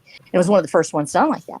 But as a child, I was deaf for probably the first 4 to 5 years of my life in that time period because we're not really sure exactly when it started. I would do exactly what your friend was talking about. This is me as a little girl, the very small one. My first memories are of putting my hands and my head against we had a stereo, and it was one of those ones that had a big speaker on it. And I could feel it coming through, and I would make music in my head. You wouldn't hear the music that's coming out. You hear the rhythm that your body provides. Right. And I don't know how to describe it because this was not neurological, so I could the neurological definition, you don't have any feeling at all. You don't have anything out there. But because I could actually I could hear for instance, my own heart beating, things like that, my own breath, because it was being blocked from an outside. And that's all filled in. But so I actually was able to have music. I don't know how to describe it except to tell you that, yes, I did experience music, and I'm a musician now. You experience rhythm. No, I spent and everything sounded like Wham. That's right. No, it did. It sounded like the thing is though, it's what George, you're the nightmare of George Michael Forever. Yeah, you're describing music as you would know it, but as a person who's always heard it. What I'm telling you is that even before I heard it, it had a shape, and rhythm is, to a great extent, music. It's 90%. No, it's not. It is. No. And for me, I will say that it was more rich when I got my hearing. It was a different experience. It's a completely different level of things. Yeah, but for me, but and I'm telling you this as a person, I could feel the music. But I'm not being mean to deaf people. No, there is pity involved here. Oh, yeah. But I'm just telling you, you can't appreciate music unless you can hear music. Rhythm, you can't appreciate it. You can feel rhythm, but you cannot appreciate it. The nuance of it is way beyond what someone who cannot actually hear it understood. Well, I would say that you're talking about appreciating versus experiencing. Yeah, you can experience what you hear inside your own head, but you cannot experience what somebody else has written, and that's the difference. I could experience what I thought I was hearing. That's what I said. My brain actually, and this happens with people who sometimes lose their sight too. The brain will fill in that space with its own images. So also, it seems to be what happened with me, because I would hear what I thought would be the music. And what was one of the biggest shocks to me was when I finally got my hearing what was actually there compared to what I thought was there. Mm-hmm. And so it was really strange that I did experience it, but I could not, you're right, I could not appreciate what somebody else had, because my own brain was filling in the music that I thought was in there. It's okay, Rosa. You could just say, yeah, you were right, Chester. It's good. Okay. No, you aren't. I did. I experienced it. I didn't appreciate it. I didn't appreciate what you say. No. So therefore, I was right. No, No. I'll fight you on it. Digester. Digester. Right. Wouldn't say No, die, Ben I got just so mad at me whispered. then. Andrew, he was so mad. It's like, no. I was like, yes. I was like, no, you know me. I am pure Yeah. belligerence, right? No. That's could not right. No, it's the fun part of life. But anyway, Jeff has gone away now, so Eric is in charge because I need some coffee. I'll be back. Oh no. Eric, make a stuff. It goes quiet. Like just dead Eric? silent. Say something, Eric. Andrew, Okay. you're in charge. Okay, Oh, no. I'm in charge. Here, I'll turn my mic on so that way there's an echo and makes the room fill up. Oh, that's a good There you idea. go. Stats. Okay, so The show. oh, I can definitely hear the echo. Yeah. Oh Yeah, my I goodness. heard it. I heard it. Yeah, I got a new mic to approve the other one, and it turns out this one works too well. Well, It's picking so up. what's the audio coming through? Headphones?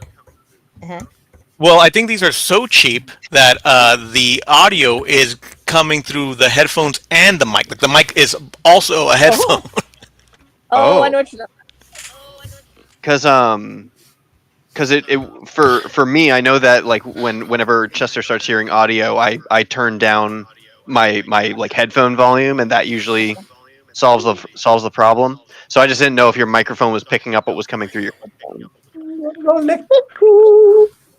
Headphone volume. Let's see. Let's try this. Hello. Hello. Check. Checking Alan's microphone. Sibilance. Check. Sibilance. That's you good. Well, so Nope. far so good. I turned it all the way down, Oh. and it just it's picking up your audio. It's weird. I have no idea why that is. That's the weirdest thing ever. We've had weird stuff happen for what, last 3 weeks, hasn't it been? That there's been like weird audio things. Starting with Amron's game and then his One Piece. Oh man. What? What is making that noise? Coming off of it's coming off of Johan. Oh yeah. Is that one of Chester's? Is that a race car baby? captains? That's what I'm wondering. NASCAR baby. It's great. I'm excited about this now. That's awesome. What? Okay, quick. Somebody tell me what we're drawing. I have no idea. I'm late to the party anyway. Probably going to be terrible. But Valentine. I will post what I'm drawing here in a second. So is it okay? We're doing Valentine's Day, right? Is it anything? It is just Valentine's Day themes. Oh, all right. I'll just real quick there. We'll see if I get something going with that.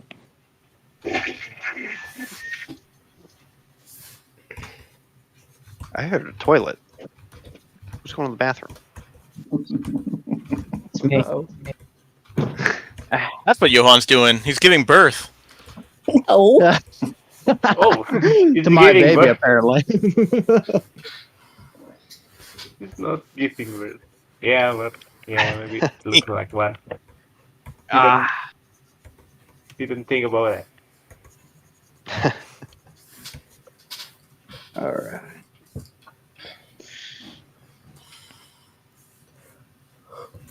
Chester, go get his coffee. He did. He did. That's a good call. I'm gonna go get a tea actually. I have no idea what I'm doing the opposite of Valentine's Day. Hey, yeah, you are so English. Valentine's. I'm No, actually I doing drink a green tea, not English tea. Oh, you Good. like the green teas. No Tea is Earl Grey? Green tea. Yeah, I drink So green tea. I can't English, stand yeah. English tea. Good for you. green tea's All right, great. I'll have to mute myself When- anyway. I remember there's this one English. Chester, tea do you called wash your White- hands? We heard a flush. I didn't use the bathroom. I was adding water to the teapot. With your toilet? That wasn't his toilet. It talks. That's right. Did you hear it talk? That's not a toilet. Wash your hands. Mm. Oh, that's right. I did appreciate wow. the Trenzor Z activate. oh Trenzor Z, yeah. Manzinga Zeddo. But have you guys seen the last Equalizer 3 with Denzel Washington?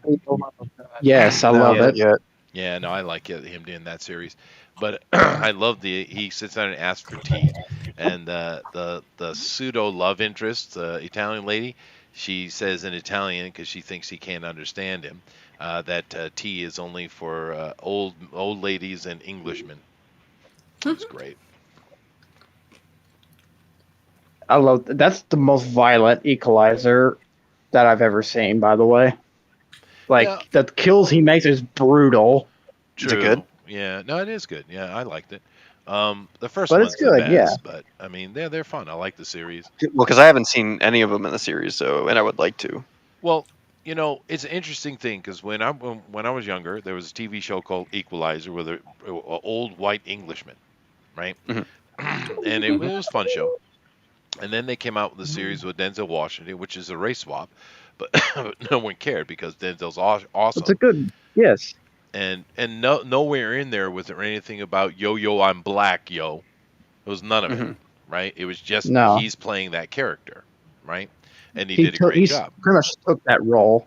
Oh, he's awesome. He just Yeah. took No Jaguar.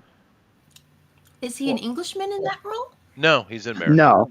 But I'm just Yeah, saying he's that full on American. it wasn't like modern day race swapping.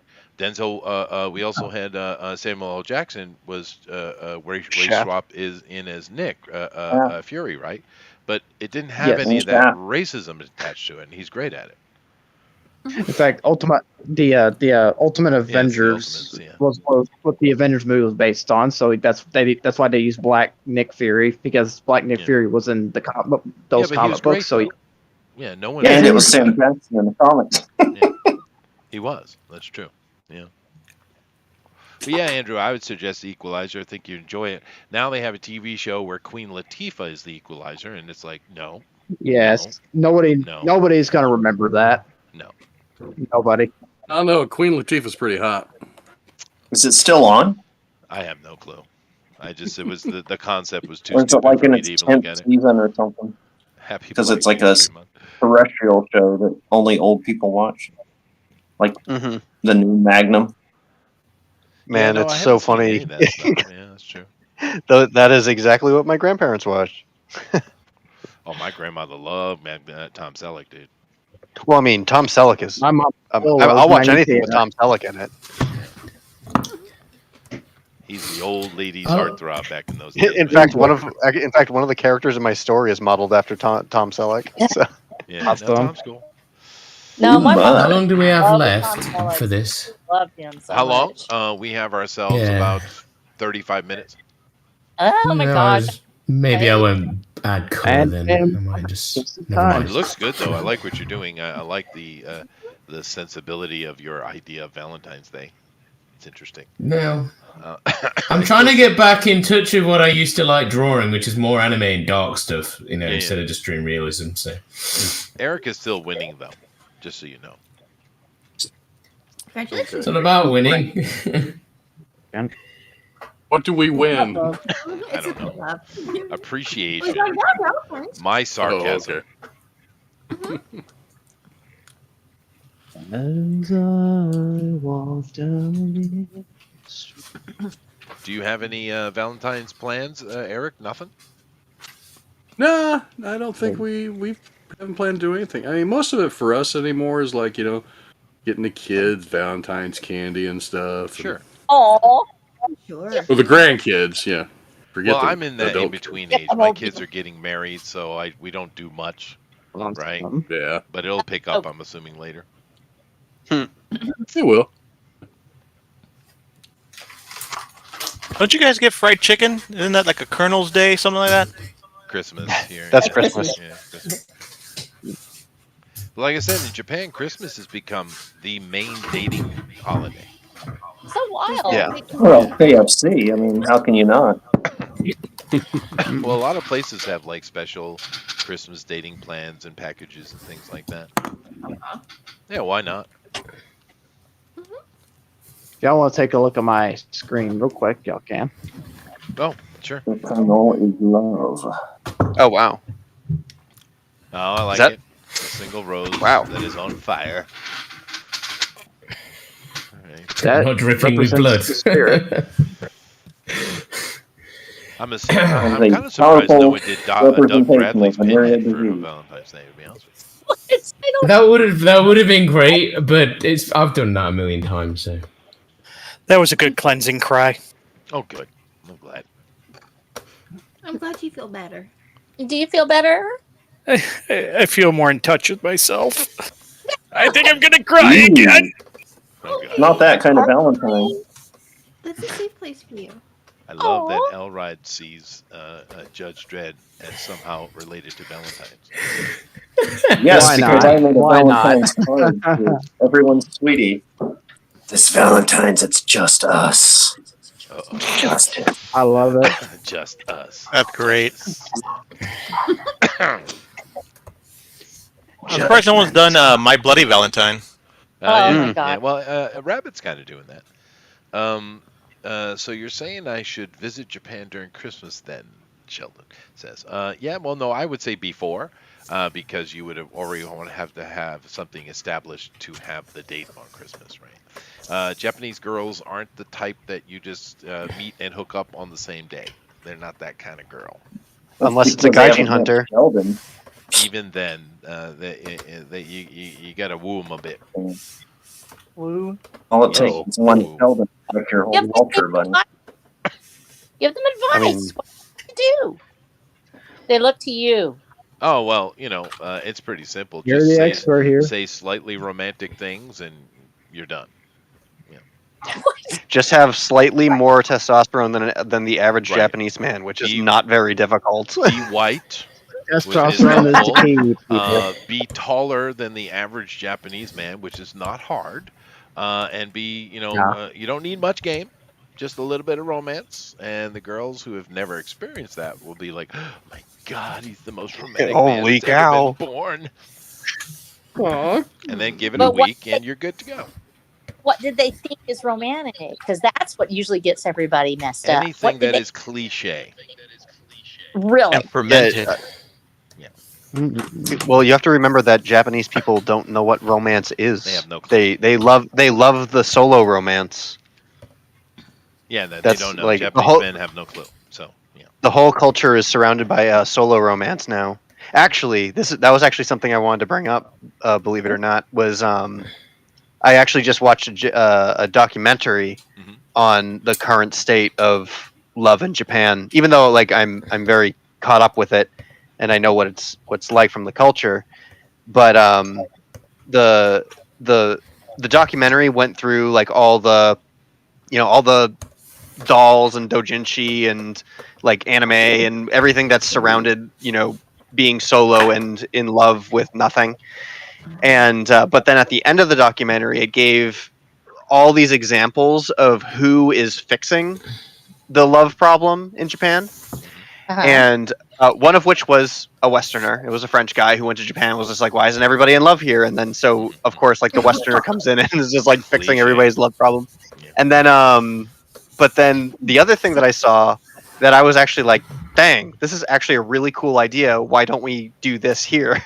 Was basically it's like a weekend retreat for singles where they get they have an even number of women and an even number of men, and they go off and do like camp stuff, like where you basically go just have a summer camp but for adults and over the weekend, and you just use that as an opportunity to do like scavenger hunts and camp games and whatever, and that's just how you naturally meet somebody there. And I was just like, oh man, that's a great idea. And then I was telling the guys at work, and they were like, well, why don't we just quit our jobs here and we'll start it here in the United States? No, That's how I became a Scientologist. I don't know if it's a good idea. Right. Well, no, I've gotten gigs at those kind of events many times. Yeah, I just thought it was a cute idea, and it seemed like it would be fun. Like it was like, oh yeah, that would be kind of fun to go do that for a weekend and hang out and meet some cool chicks and find somebody you might like. Yeah, the Japanese are oddly innocent in a weird way. Yeah. Yeah, absolutely. And it is really funny though, because being a Westerner and watching those kinds of documentaries and understanding the state of where Japan is at as a nation in their quest for kind of rushing themselves to extinction. Uh, like I could just be like, oh, it'll be that easy. Just go over there and yeah, let's do it. Let's go. I'll head over there. Yeah. Well, I know the Japanese girls are these days are all about remembrance days for their dating history. Like a very big one here is the first date you went on anniversary. Really? Yeah, they do that a lot. Even like my son has gotten married, right? And his Yeah. wife insisted that the same day they had the first date be the date of their marriage, so she didn't have to plan two events. No. Very practical girl. I like it. Very practical. Very smart. She's saving him. That's right. Him a lot of heartache. Now she is eminently practical. I do like the girl in that respect. My son is a little bit more lackadaisical, to be honest. What? No. He is creative. Let's call it creative. His brain is constantly working, so he doesn't have time. No, his problem is very simple. And I've always fought against this problem, and I think successfully. But his problem is everyone likes him. Oh, there you go. That's the Oh, problem. that jerk. No, that's you joke, but it's a problem, dude. What a prick. So No, I'm serious. Get away with a lot. Yeah. Any father understands exactly what I'm saying. Mm-hmm. Eric, do you get it? Yeah, being loved I by don't so get many it at all. persons would make a pressure to yourself, right? Right, yeah, and he makes him lazy. He's likable. That's not lazy. No, he is likable, and it's always benefited him. It benefited him with the job he's got. It benefits him 100%. He's likable. Like I said, it's not a bad thing, but it can be. So I've always made sure to try to ground the boy. And I'm glad that he ended up with a girl who is very grounded. Yeah. That makes all the sense in the world. So. Yeah. Because she's very practical. She's very, no nonsense type of girl. Awesome. Sounds like they found a really great pair. I hope so. We'll see. I think she's a good girl. So. But is she common in Japan? I think What was that, Johan? I mean, it's not so common in Japan. Oh no, I think a lot of girls are very practical here. No, it's common enough. It's common enough. All right. Yeah. But she's. I just think for him, it's a good matching. If he had like an overly emotional, impractical girl, it would have been, I think, a problem. But she fills in the spaces he doesn't do well, and that's kind of what you want to do, right? Mm-hmm. My dad used to call that the rocks in your head fit the holes in theirs, and it works out really well. Yeah. That's a nice thing. Very good. And my daughter seems to have found something similar, not in practicality, but he's very nice, sweet, softish boy, and she's such a ramrod, so she kind of needs that. They're perfect. An artist, a dog lover, a connoisseur of Bojangles. What more can a father ask for? Your daughter is daddy's girl. Is that what you're saying? No, she is not daddy's girl. Not even close to being Well, daddy's she's girl. JD's girl now. War with daddy girl would be better. She likes to be in your face. She's to tough. Tell people exactly what she is. She's tough. That Yeah. is like her. My son said because we didn't know about her dating anyone. She kept it to herself 100%. All of a sudden, out of nowhere, right? And my son immediately, because my son is so afraid of his sister and what she's going to think and say, he didn't want her to meet his fiance, right? Mm-hmm. I'm the one that's forcing his hand on that. Oh well, not me, my wife through me, right? But he made a comment I thought was hilarious. He said, "Damn, any guy that's dating her, he must be a good guy. Right. What a good brother. Yeah. But do you Are think you you're going to have say a that? reception at Bojangles? No, I have a feeling I'm about to pay through the nose quite heavily here soon. Oh, so it's going to be like They're Bojangles making and reservations at White Castle. So you're catering Bojangles, is what you're saying? No, I'm You sure I'm got going to have to the put Piggly on. Wiggly platter. I'm Piggly probably going to Wiggly spend party 20, platter. 30 grand each, I'd imagine. Did you want me to do the ranked voting or just the normal voting? The rank was fun. Let's do that again. Yeah, I like that. Because the other people, his wife now, they are governmentally married. Hooray! And my Congratulations. oh, thank you. And my daughter's guy, they're normal Japanese, which they have money. I mean, Japanese have money, but I'm not sure how it's going to work out. But I'm the one who actually has money to do these things without being stressful.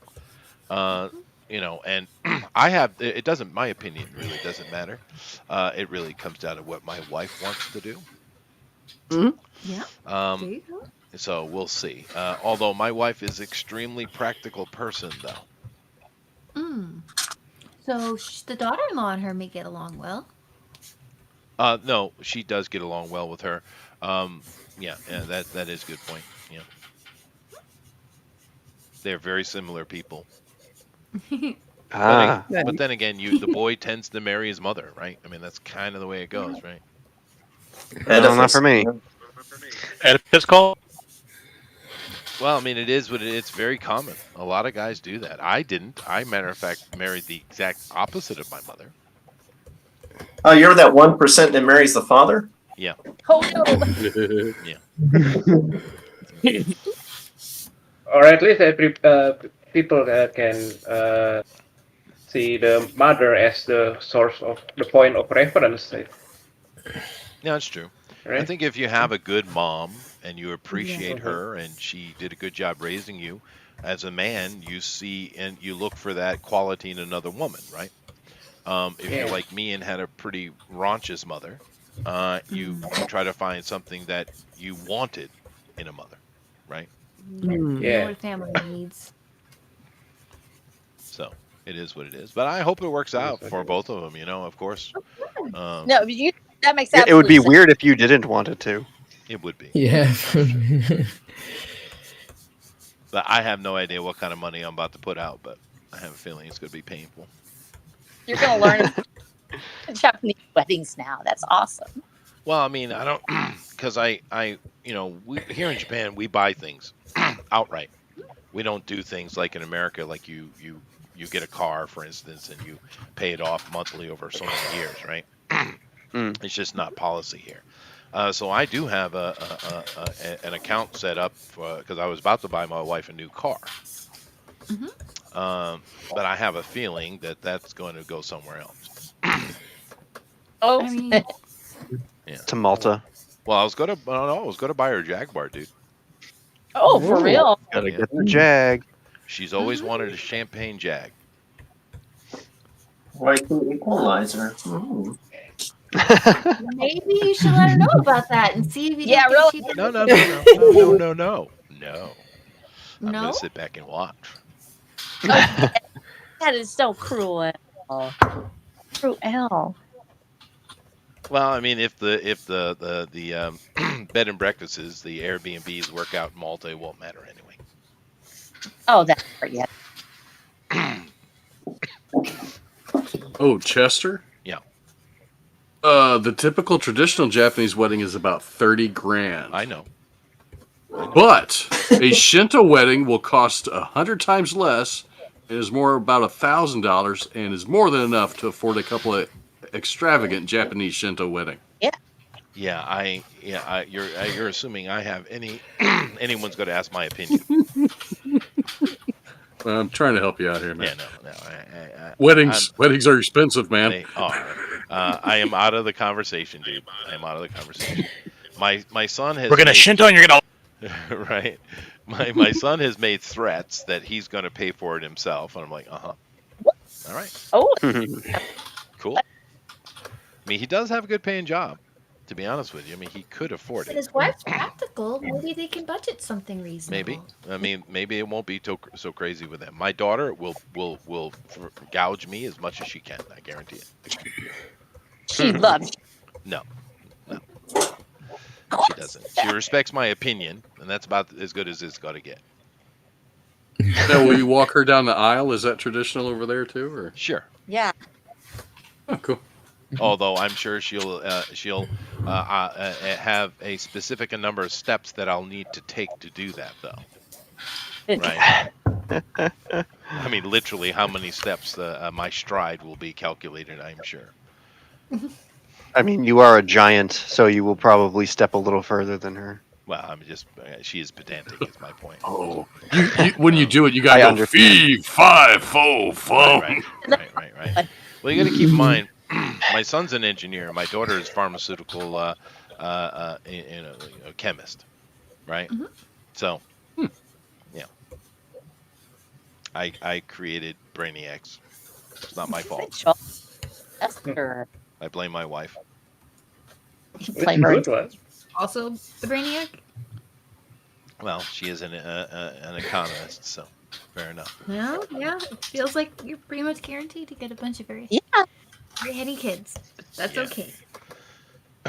okay. Although it's interesting because my son, he's just smart, and his natural laziness doesn't hurt him because he's just raw smart, right? Mm-hmm. My daughter is, well, I guess she's probably a little above average, but her advantage isn't intelligence; it's her studiousness, and she's radical.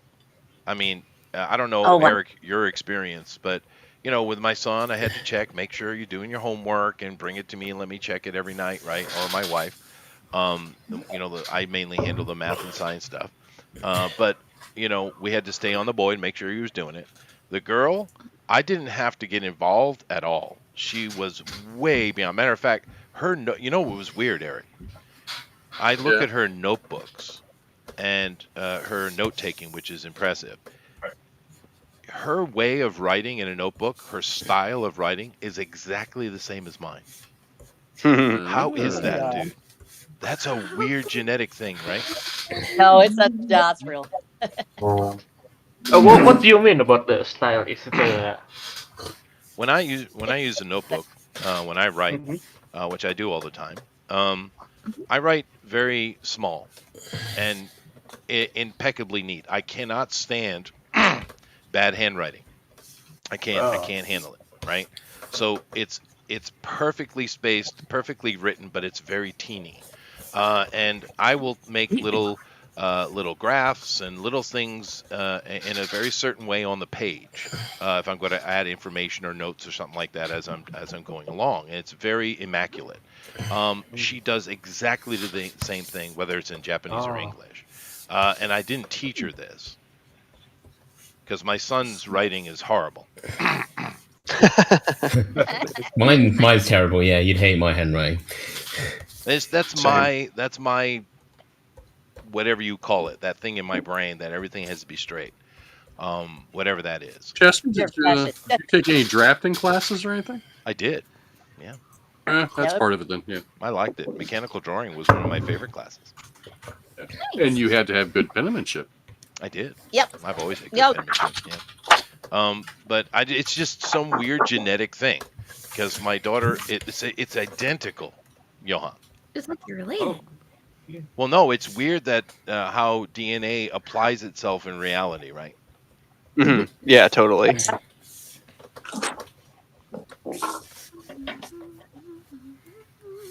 I will agree with that. That is for certain. You're correct, Alpha Proto. It's usually the bride's family that pays, so I would be responsible for my daughter, not my son. But that's not always practically true, right?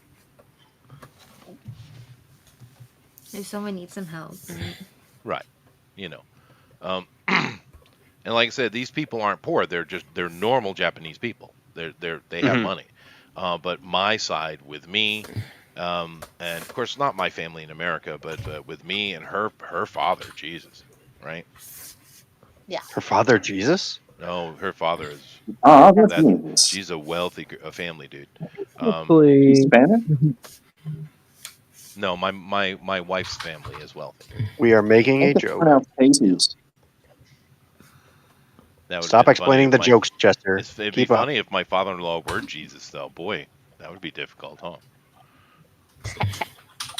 What? We're out of wine? Hold on a sec. Yeah. Weddings are my Grandpa's thing. got it, Stand man. back. Yeah.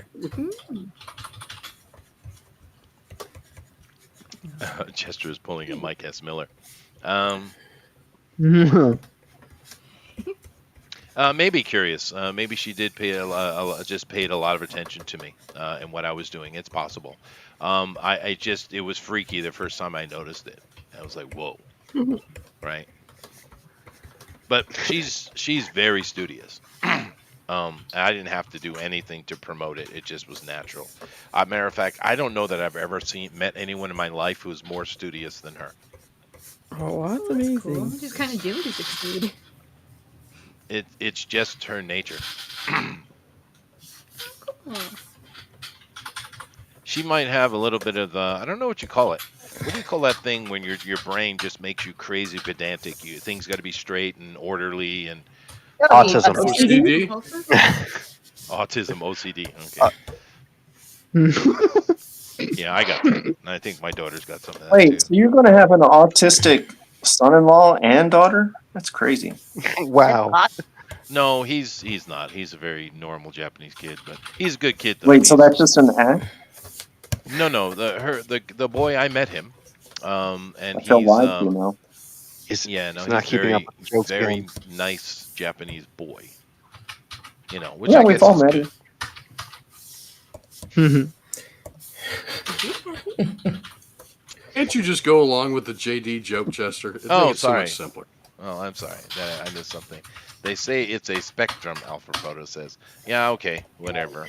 Thundero's been calling me autistic for years. I never felt autistic. I'm fully functional in every way. I'm an excellent driver. I don't feel Walmart sucks. Oh, Kmart sucks. Kmart sucks. Hey, man, Kmart. I used to like Kmart. Oh, The only time I hi. ever stole anything in my life was from a Kmart. That's what a nice store it was. And it was a blue Are there light any special. Kmart's left? I don't know. No.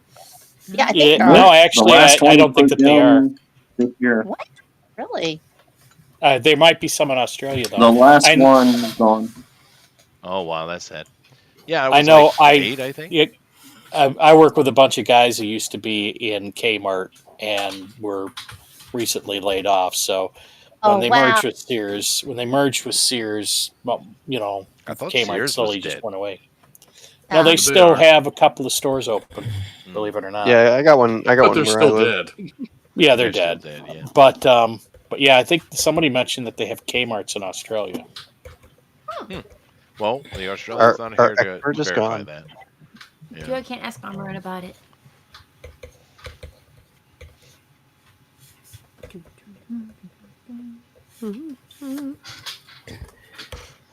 But, How much time we got left, Chester?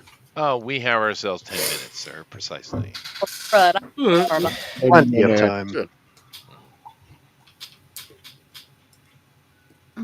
Yeah, see, I don't know, though, because I thought autistic people were wackadoodles. No. Oh. There's different grades of it. I think you're looking for a obsessive compulsive disorder. I've known a few autistic people, and they Yeah, are there's very, some people very that different claim on the to be spectrums. Yeah, I had a mine- drummer that was autistic, and he was practically normal. He knew he was autistic. He said, he was, but not that badly. And then I had this guy at college who was insanely autistic. I mean, he still trained like normal. He was a great musician. He sang Michael Yeah, my, Jackson covers, pitch perfect. It was weird. Yeah. One of my best friends is autistic, and he's currently living in Japan and teaching English. Oh, And damn it. Well, that's Fine. Be like that. Amaran JD does keep is- Kmart in Australia, by the way. JD's Told ya. he's very low end on the spectrum. Like, I have a granddaughter that's nonverbal, and she's 4. yeah, Yeah, well, nonverbal's see, rough. I can talk, Andrew. I am autistic. And so As funny as a joke that is, I was actually not referring to you. I actually do have my best friend who lives in Japan and teaches English and is highly functioning on the autistic spectrum. I see. Well, And ironically, he loves music. He goes to concerts everywhere. yeah, But no, it is music- not you. Sure, it's not Not Chester. Yeah, sure it's not Chester. Does he like jazz? He plays a mean sax, and he Music- rips people's ears off. Music is one of the best things if you're pedantic, though, because it requires you to be so. So. Certain things were trendy. Yeah, Amran says one of his nieces was diagnosed with a form of autism, and she is an established tattoo artist. Oh, that's cool. Excellent. A guy that I used to work with, and he had like a master's in engineering. Both of his daughters were, I wouldn't say extremely, they were functional, but one was nonverbal. And but I mean, very intelligent otherwise, and of course my wife works with pretty autistic kids. Yeah, my sister-in-law is a special ed teacher, so she's always pointing out like, oh, he's showing these signs and they're showing these signs, and so I know everybody because I just have a autism detector around me at all times. I see. Well, Well, at least it didn't Yeah, bleed because over now to they my call kids, I guess. Asperger's autism. Well, my daughter has both. Yeah, and I would say, me talking as a personal experience, my son has autism, and it was more print, and he tells people so they know. He actually wrote a blog about it. Was Nice. rather verbal, but he had more pronounced autism as a child, and Well, graduated apparently, honors. Rosa, I'm a wackadoodle too. So. But my son graduated with honors from Baylor, and got his degree. He actually is a writer, and what I taught him is that who you are is you have this rich internal landscape that people can't seem to get to it, and he wanted to reach out. He wanted to reach out some way. Anyhow, he couldn't just verbalize this part and just say, I don't see people. He couldn't recognize me unless I had my hair dyed red. Well, till the end of my days, my hair will be red because he said I don't see the face. I recognize shapes, and I don't recognize his face. I said I will have my hair dyed red till the day I die. You'll know who I am. And then he started. I said, if you write what you can, let people know about what lives inside of you, this incredible internal world that you only see, and that will be how you reach everyone else. And so when he got the first story in Iron Age for Anvil magazine, it was a huge moment because all those years I told him, I said, just keep writing. People will see who you are.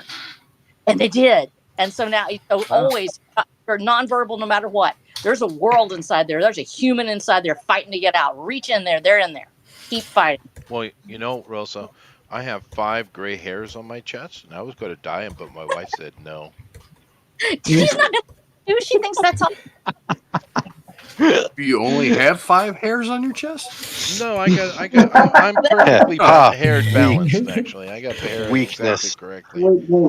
Actually, I have plenty of red hair on my chest, so yeah. I have 5. There was 3, I'm but a now it's farm 5. I dude got now, 5. so I don't have any gray hair on the pubes yet, though. That's good. I'm not going to talk about that. I don't think any of us needed to know that. It's too late. It will happen.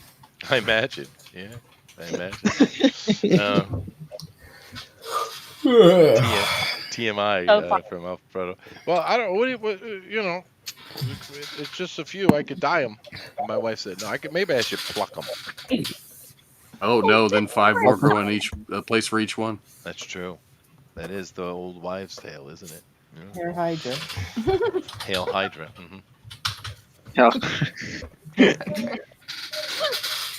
My chest hair is solid white.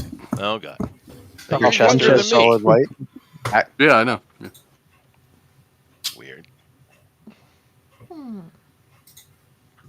The front of my hair and my beard is white. The back of my hair is still not white. I don't know.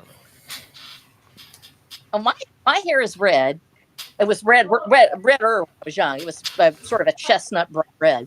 and would turn orange in the sun. And so it was always kind of this color. But the red hair, Oh, your chest hair, right? Chest hair? Yes. Turn golden in the sun? Continue, please.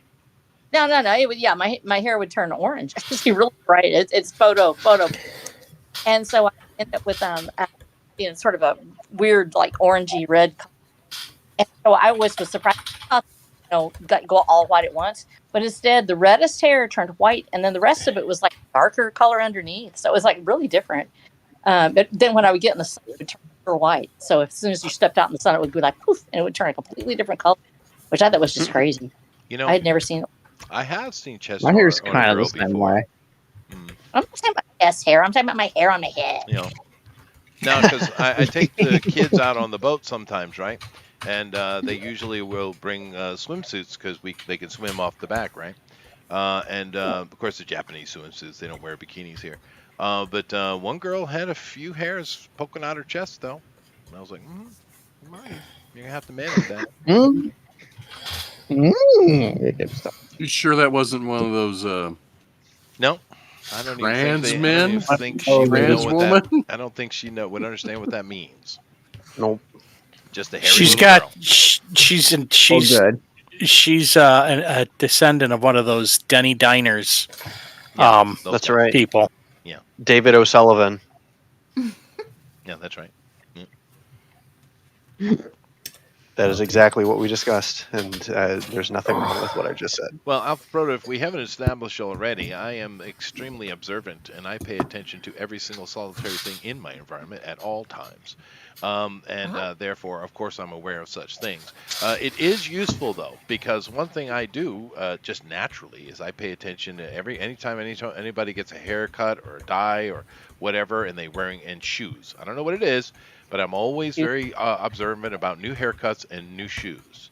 It's very handy because when you're in a class with a bunch of middle-aged ladies, like, oh, nice new shoes, or oh, you got your haircut. They love it. There you go. You paid attention. You have very nice shoes. I like your shoes. They're very good shoes. Bet So you those you are are comfortable observant, shoes. Some I'm an Japanese excellent people are quite driver. hairy, actually. You got to keep in mind the Japanese people are actually a multiracial group. They don't see it that way, but they are genetically are about 5 different disparate groups living here. Yeah. Some of them are quite hairy. Hairy Japs. Yeah. Well, dude, some of them from the waist down, they're like a freaking ape, and then the waist up, there's nothing. It's weird. They're like senators. I don't really know the transition area though. What? Okay, that's fine. Okay. Yeah, just think about it. Okay. That's okay. I don't need to think about it. I think you should. Are we? No, I don't think you should. We are going to be done Let's here in get- a second. Yeah, just Let's get back to 1 minute. chasing deer in the night. Oh yeah. That's right. I do lament Nah, the fact that's that I not don't fast. think I could chase down a deer. Maybe when I was younger, if they gave me a day. Well, Lord gave us like 40 something- on 6. You have to be absolutely bored out of your mind to do something crazy like that. Okay. I'm Day just an saying. entire bag of methamphetamine. Yeah. that's the trick. Exactly. I've never tried those. Winchester 37. Neither have I. And I don't want to try. Then again, I also Really? don't want to You're chase a from deer Detroit either. and everything. Thought Detroit was crack. Oh. And meth's I don't know. I don't follow in South. Yeah, all we got is heroin and fentanyl over here. Oh, I'm so sorry. We got meth and stuff like that where so yeah, there's a lot of meth and Yeah, well, I don't want to disagree with your niece, Sheldon, but she's incorrect. Japan is multiracial. God dang it. They just don't see it that way. Anyway, we're done. Thank you all very much for coming in and doing your arts, and hopefully we have some interesting draw-alongs. I'm looking forward to Blue Moon today. Because he's angsty as it is, so you know. But we're going to go take a look at the art here. Of course, you have a ranked straw poll today, which should be interesting. It was kind of fun last time. Let's take a look at the art, though. Jeff, come with me on a journey of love. Okay. Okay. Well, So we have here with Andrew. He's got a furry character, and he says single. I hope I enunciated that correctly. I think that's fine. I don't get it though. Help me.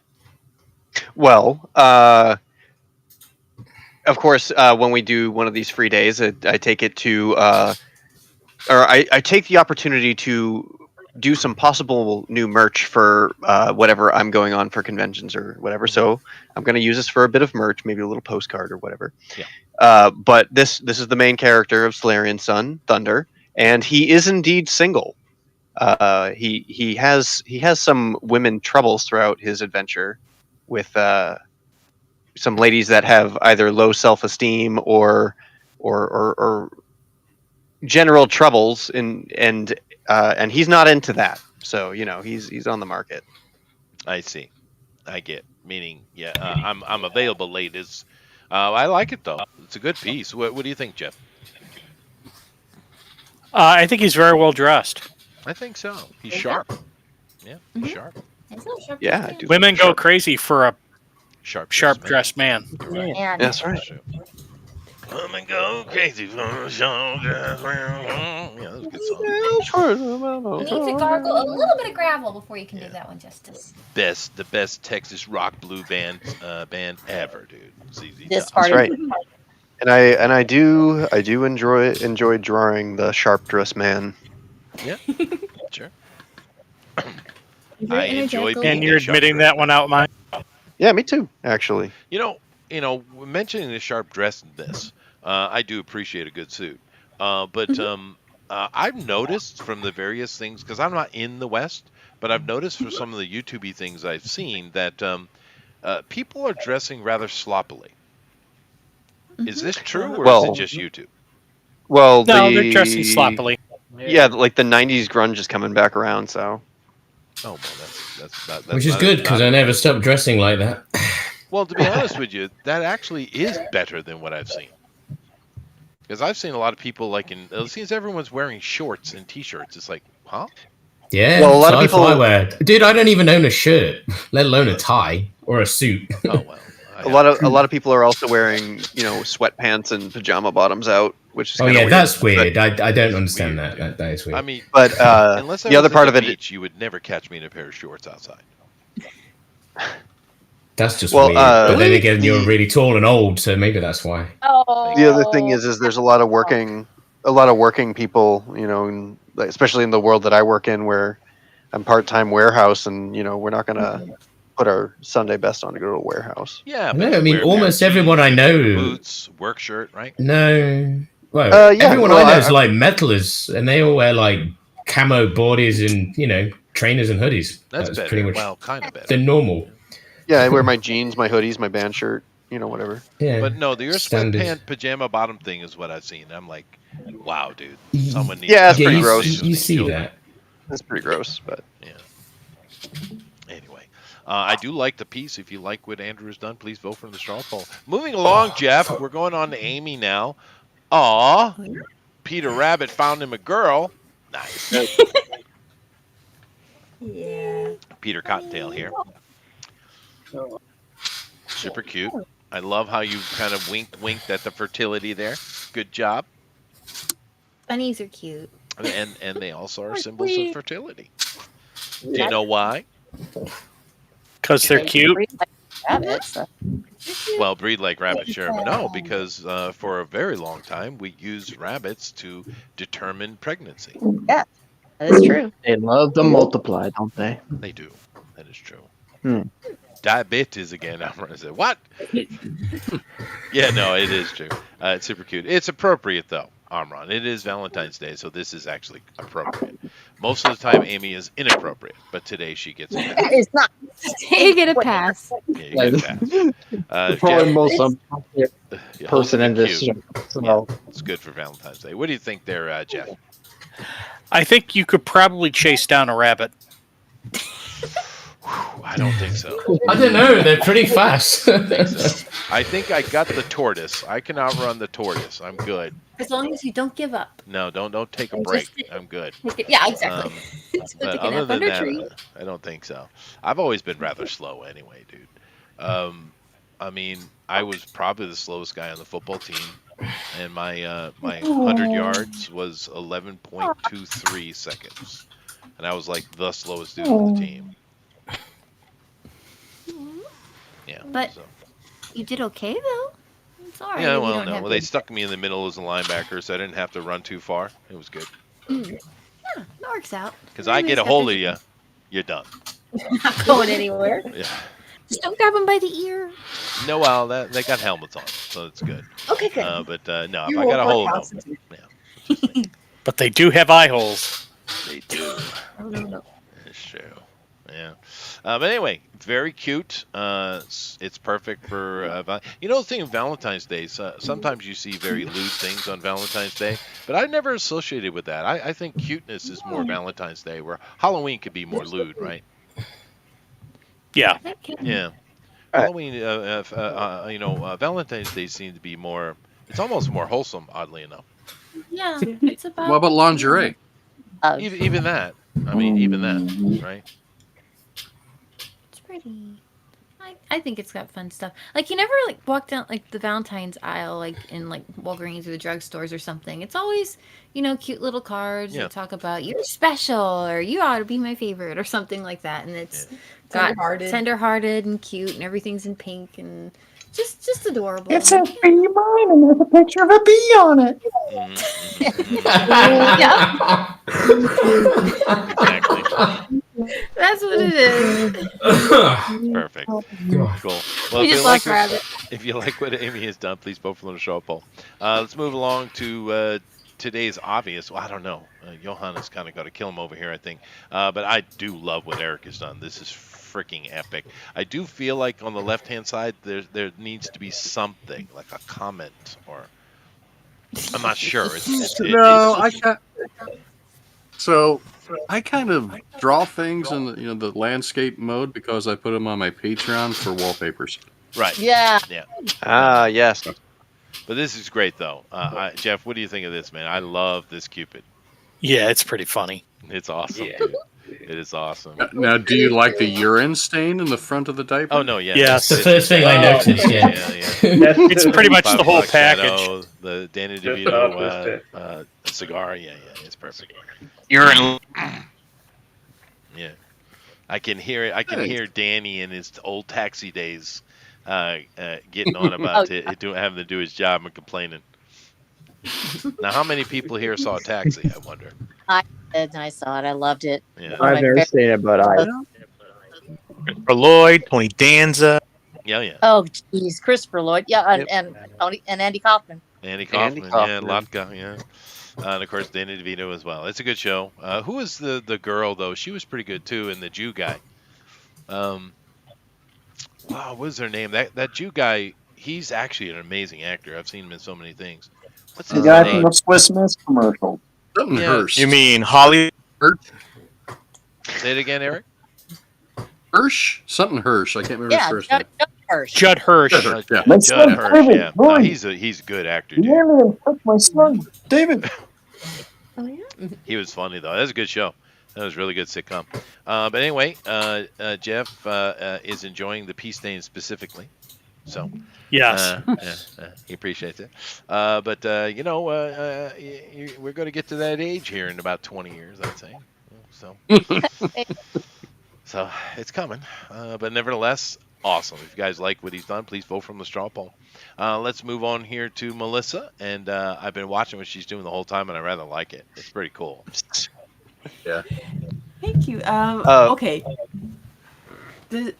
I wonder if Andrew knows this. Andrew. Yeah, that's totally Teen Girl Squad, right? Yes. Thank you. From Thank you. Homestar Runner. Heck yeah, I spotted it immediately. And I was so excited. Oh, At the White Castles, maybe? at White Castle, yeah. That's I awesome. call this one D&D Greg rolls a nat 20 for smooth. Nice. It's so Get him, good. Greg. It's so good. That's cool. I thought it was some play on Lady and the Tramp, but all right. Kind of is a little, but All great romances are. all the great romances are, yeah. That's They all try to copy Lady and the Tramp. Yeah, no, you're right, Alpha Proto. It is pretty smooth. I love the violin and the blinking and the love is in the air. Nice. I just cannot believe how 100% on model it is for Teen Girl Squad. Like that is phenomenal. It's just so good. It actually turned out exactly how I wanted it to. That's the first time in my life. I never even heard of it. Absolute classic. Homestar Runner. Homestar Runner's the best. That's straight hood classic right there, Chester, from the early 2000s. Yes. All right. I've never heard of it. The but early internet. Oh my gosh! you referenced it. But you know, just for any of you guys, if you ever come to Japan, if you want to get a Japanese lady blushing immediately, just say "love love."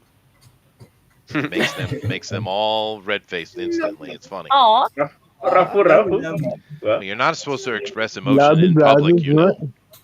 Yeah, it's that is that's salacious. So that's what the Hamburglar says the whole time. Fair. No, it is salacious. You're not supposed to express emotion in public, dude. That's inappropriate. Yeah. Is it appropriate to say that hey you are cute in Japan in Japanese? Well, might not play out the way you think it does, but you could just say "kawaii ne" or "kawaii na" if you're a man. You want to be manly. "Kawaii na," but it doesn't necessarily. You have to use it in the right situation. Yeah, of course. Situation. I would think "kidei na" would be probably more romantic. What does it mean? Beautiful. Beautiful. Oh, beautiful. Oh, I see. Well, technically, it means clean. That's how they apply beauty over here. You are clean. I like your cleanliness. Well, in the same way, I always thought that was funny. In the same way, to tell somebody to shut up, urusai is the word for noisy. Yeah. So like, if something is noisy, it's urusai. But if shut up, urusai. Yeah, urusai. Or Wait, make more noise? urusei. Right, if you want to be punkish about it. But noisy. You're being noisy. Yeah. No, Japanese don't appreciate public noisiness. They don't like it. Definitely. Although recently, Andrew, what they've been doing that you never saw before, I'm starting to see more and more Japanese couples hold hands in public. Oh yeah. I heard Yeah. that is so That was adorable. also on the documentary that I watched. Yeah, none of that. The rent a boyfriends are teaching the ladies how to hold hands in public. Yeah. Yeah. Wow. So strange. It's Japan, dude. What do you want? Well, it's actually kind of interesting because like the rent a boyfriends are not there to date them; they are there to train them how to date while being on a date. Yeah. So it's like, oh, okay, I get it. No, they've taken up the cause. Good for them. Good for them. But yeah, no, the Japanese are slow and surely they'll learn. I hope. Are also very strange. Both can exist at the same Damn it, time. Chester. Show them how to cut a hole under the bucket of a popcorn bucket. Come on. Oh, man, that's fair. But yeah, no, Japanese are strangely innocent people. Mm-hmm. And it's funny because so many Westerners have this image of Japan that is pure Tokyo. And it's not the Japanese at all. There are two completely different planets, Japan and Tokyo. Wow. Yeah. Paris and France, America and New York. Well, I'm just saying, Japanese are super conservative. Tokyo people, a lot of them are conservative, but you can find some wild, crazy hentai people in Tokyo, dude. All right, Kotobukiya, and go ham, be Oh careful. yeah, geez. I say that out loud. Or Kabukicho. Wow. Kabukicho, yeah, that's where all the. All right, let's keep going. All right. Anyway, now we've moved on to Rabbit. I like it. And I think Rabbit's got a little surprise for us today. Go ahead, Rabbit. Ooh. Rabbit. Rabbit. I have no idea what you're on about. I thought I saw you put some animation, or you were just flipping the screen. Oh, okay, I see. Yeah, I just flipped the screen. I can't be bothered to do animation Flip it with though, something because it like looked this. like It'll take animation. forever. Flip the screen. Go ahead. Oh, I'm on the wrong thing. Hang on, let me check the right Take monitor. the flip it. It just Yeah, moves. it looked like animation to me. Yeah, that literally looked like animation. That is kind of cool. She's like doing a dance. All right, neat. She has a heavy chain on her heart. Aww. Flip it. And I Bop see, it. yeah, I see how you hid the pentagram in there too. Good job. Yeah. Yeah. Oh man. I like, what do you think, Jen? When it's coloured, it'll be a lot more blood involved. But it's cool. It is cool. I like it. Especially when he flips it.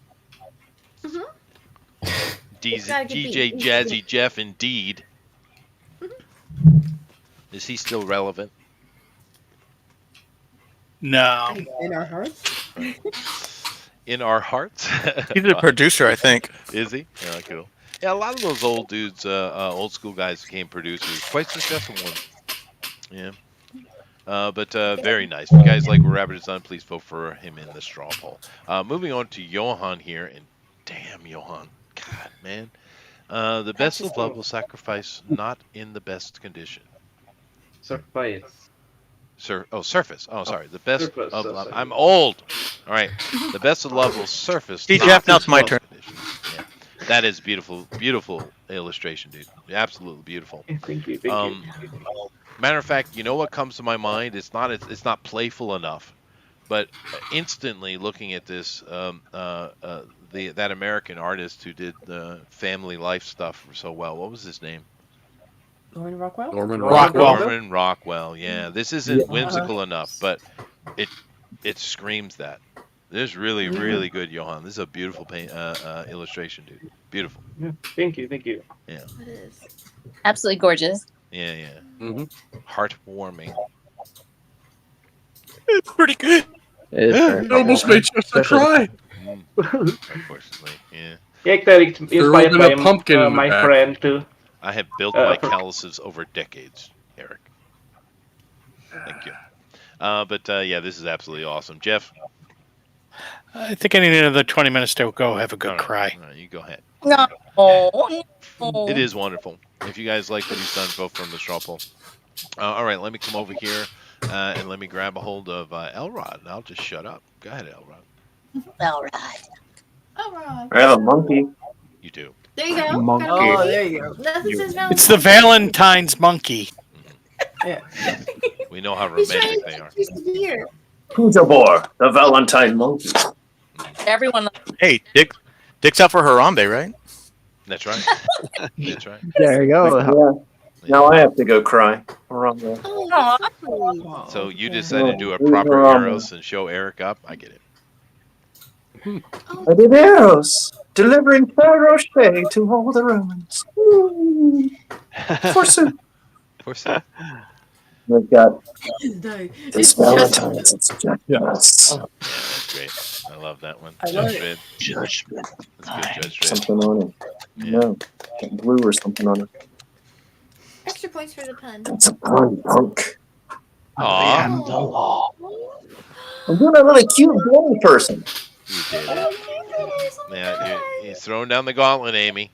Amy? Oh my god, he's so lovely. She can't talk. She's gushing over the rabbit. Aw. Of course she is. Yes, we know. Getting Elrod out cute, Amy. Yes. I was going to name it Vince McMahon, but I heard that was in bad taste. For all the young men listening, if you want to attract female attention, buy a puppy, throw him in a backpack, and walk around. You're good. Good conversation starter. That's the way it goes. This is awesome, of course. Thank you very much. Jeff, do you have an opinion? Yeah, I don't want to know what the Vince McMahon reference is about. Oh, God. No, you don't. No, you don't. Oh, right. Yeah. I'm just... It is surprising, though, that people are shocked that Vince Not McMahon really. is an absolute degenerate. I mean, Are we shocked? I would hope not. I would hope not. Yeah. After 40 He's years gonna of puke! accusations He's gonna... and payoff. Right. Yeah, absolutely. But I don't know, and it probably in the end won't even stick. You know, It is what it is. But nevertheless, awesome. If you like what Elrod has done, please vote from the straw poll. All right, let me go over here and grab Jason's and Rosa's. Is there anyone else's I have to grab? No, just and Alan. Let me go grab those three. Alan's not displaying, so I'll just grab it on the other side here. Easy enough. All right, here we go. So let's see here. Go to draw alongs. And oh goodness, we got a bunch of stuff in here. Oh, that's cute. Yeah, That's nice. Oh, here. Let's do Jason first. Mr. Motion, of course. Hey, Jim. Oh, my bad. I didn't know I wasn't displaying. Oh, I'll come back Alan's over in a displaying second. now. I'm still in showing for the straw poll. Well, I like it. Take a look at this, guys. With Jason, this is nice. He's got a sweaty rose that is on fire. Symbolism. The little droplets all over it. Yes, that's what I meant. Sweaty. It's not sweat. Hey, hey Rosa, what do you think the fire represents? The fire represents the fire of love. No, it actually represents the Holy Spirit. Holy Spirit. I was going to go with Cloitus. Yes, because we know Jason does art like that all the time. It's so Jason to make stuff like that. Yeah. Jason. I was close. It's beautiful. It is nice. I like it. It's a really good piece. It's neat. Yeah. Mm-hmm. I don't know what the Holy Spirit has to do with fertility, though. Oh, it has everything to do with it. Be fruitful and multiply. The Holy That's Spirit right. represents the mother. So, yeah, okay, fine. We'll take it. All right. It looks really good. Jeff, what do you think about this? This is actually a really good rose. What do you think? Yeah, I really like it. Yeah, it's do cool, roses. dude. I'm still going with Cloitus, though. Oh God. I guess art is subjective. It is. Okay. But also, Sure. if you guys like what Jason's done, please vote from the straw poll. Let me show Elrod's stuff real quick, just, because we're Yes. here. See Horrible. it more clearly. There we go. The Judge Dredd one. That's a good Judge Dredd, dude. We It got Eros, of course, as effete as absolutely possible, which is perfect. Good job, Elrod. And of course, little bunnies. Aww. Oh, I imagine her in a pink dress. Nice. Great. Or a boo. Well, there's a lot of stuff in here. What? Oh, that's interesting. I'll come back to that. Alrighty. Oh, here's Rosa. Let me throw Rosa's up. Actually, that's pretty good, Rosa. I like that. I appreciate that. 30 minutes. I was so late. I didn't know what we were doing. I wanted to remember. I wanted to try to show what it's like the first time. You and I talked about hearing music versus experiencing it versus appreciating it. The first time I heard music, I remember. And I remember just the tears just running down my face because I could hear. And I'll never be able to put that in words or into art the way it actually felt. Because I the love eyes. But yeah, that was literally the expression on my face. That was it. The first time you hear music that you haven't been able to hear before. And I couldn't quite get it there. I don't know why it's hard to express. Well, I think it's good. What do you think, Jeff? I think it's great. Yeah, Oh, I love you're the so- eyes. The eyes are really good. Yeah. I like the Cool. Well, if you guys like what she and Elrod have done, please vote for them in the straw poll. Now let me move along here and take a look at the draw along stuff whilst you guys are doing that. Wait, first do Alan. Oh, Alan. Yeah, I got to do Alan. I'm sorry. Yeah, hold on a second. Here we go. Alan, he is displaying. Okay, good. Okay. It's not. We fixed the mic and we screwed up the It's not. Yeah. camera. Oh, It's not.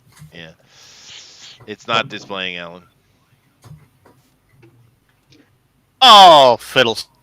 Fiddlesticks. Yeah. But you are coming in really clear now. You are. Just drop and come back in. It might be. Maybe it'll fix it. Yeah. That's remarkably effective. It is remarkably effective, isn't it? Yeah. Mm-hmm. It's amazing how many If it times doesn't work I've though, Alan's is on Twitter. Oh, okay. I found it on the other side. That's fine. I'll give it a second though. See if he can pop in and do it. Here we go. Oh, there it is. Good. Oh, Mike. Okay. All right. Ah, goodness gracious. I still believe you're my Valentine. That's nice. That's good. It's perfect for the elementary school kids. Yeah, go ahead. Like The only thing is he needs to have an oily sheen on him. Yeah, and what's the music we got going on here, Ellen? Still believe. Still believe. Still believe. I see. That is great though. And actually, the angle he's got is just right for his tilting he's got going on too. It's good job, dude. Yeah. That's good job. Appreciate Yeah, that's awesome. What do you think, Jeff? I still believe. Yeah, you do. I know you do. And muscle plus oil equals sexy. We all know this. So if you guys like what Alan has done, please vote from the straw poll. Alrighty then. Let me go ahead and start looking at the draw along stuff, and you guys go ahead and vote. We do have Mr. Miracle here, and he's done a piece. I wonder if this might be from his daughter. He says, my 12-year-old daughter wanted to share this for the draw along. Well, that's cool, dude. That's super cute. That's adorable, sweetie. So maybe her cat's name is Hershey. Must be a brown cat. Aww. Cute. Oh That my is cute. goodness. Yeah, I'm happy. Yeah. Oh, Look at that. that's cool. Although I don't know if I'd let my 12-year-old daughter watch this show. I mean, Jeff is a bit out of control. Right, it's all his fault. It is. Yeah, that's the thing about being a boss. That does it. Jason. I'm going to cry again. Yeah, there you go. The most important thing, Jason, to being a boss is delegating responsibility. Right. Right. Absolutely. Never the boss's fault. No, never. No, of course not. No, of course not. There is a little bit of.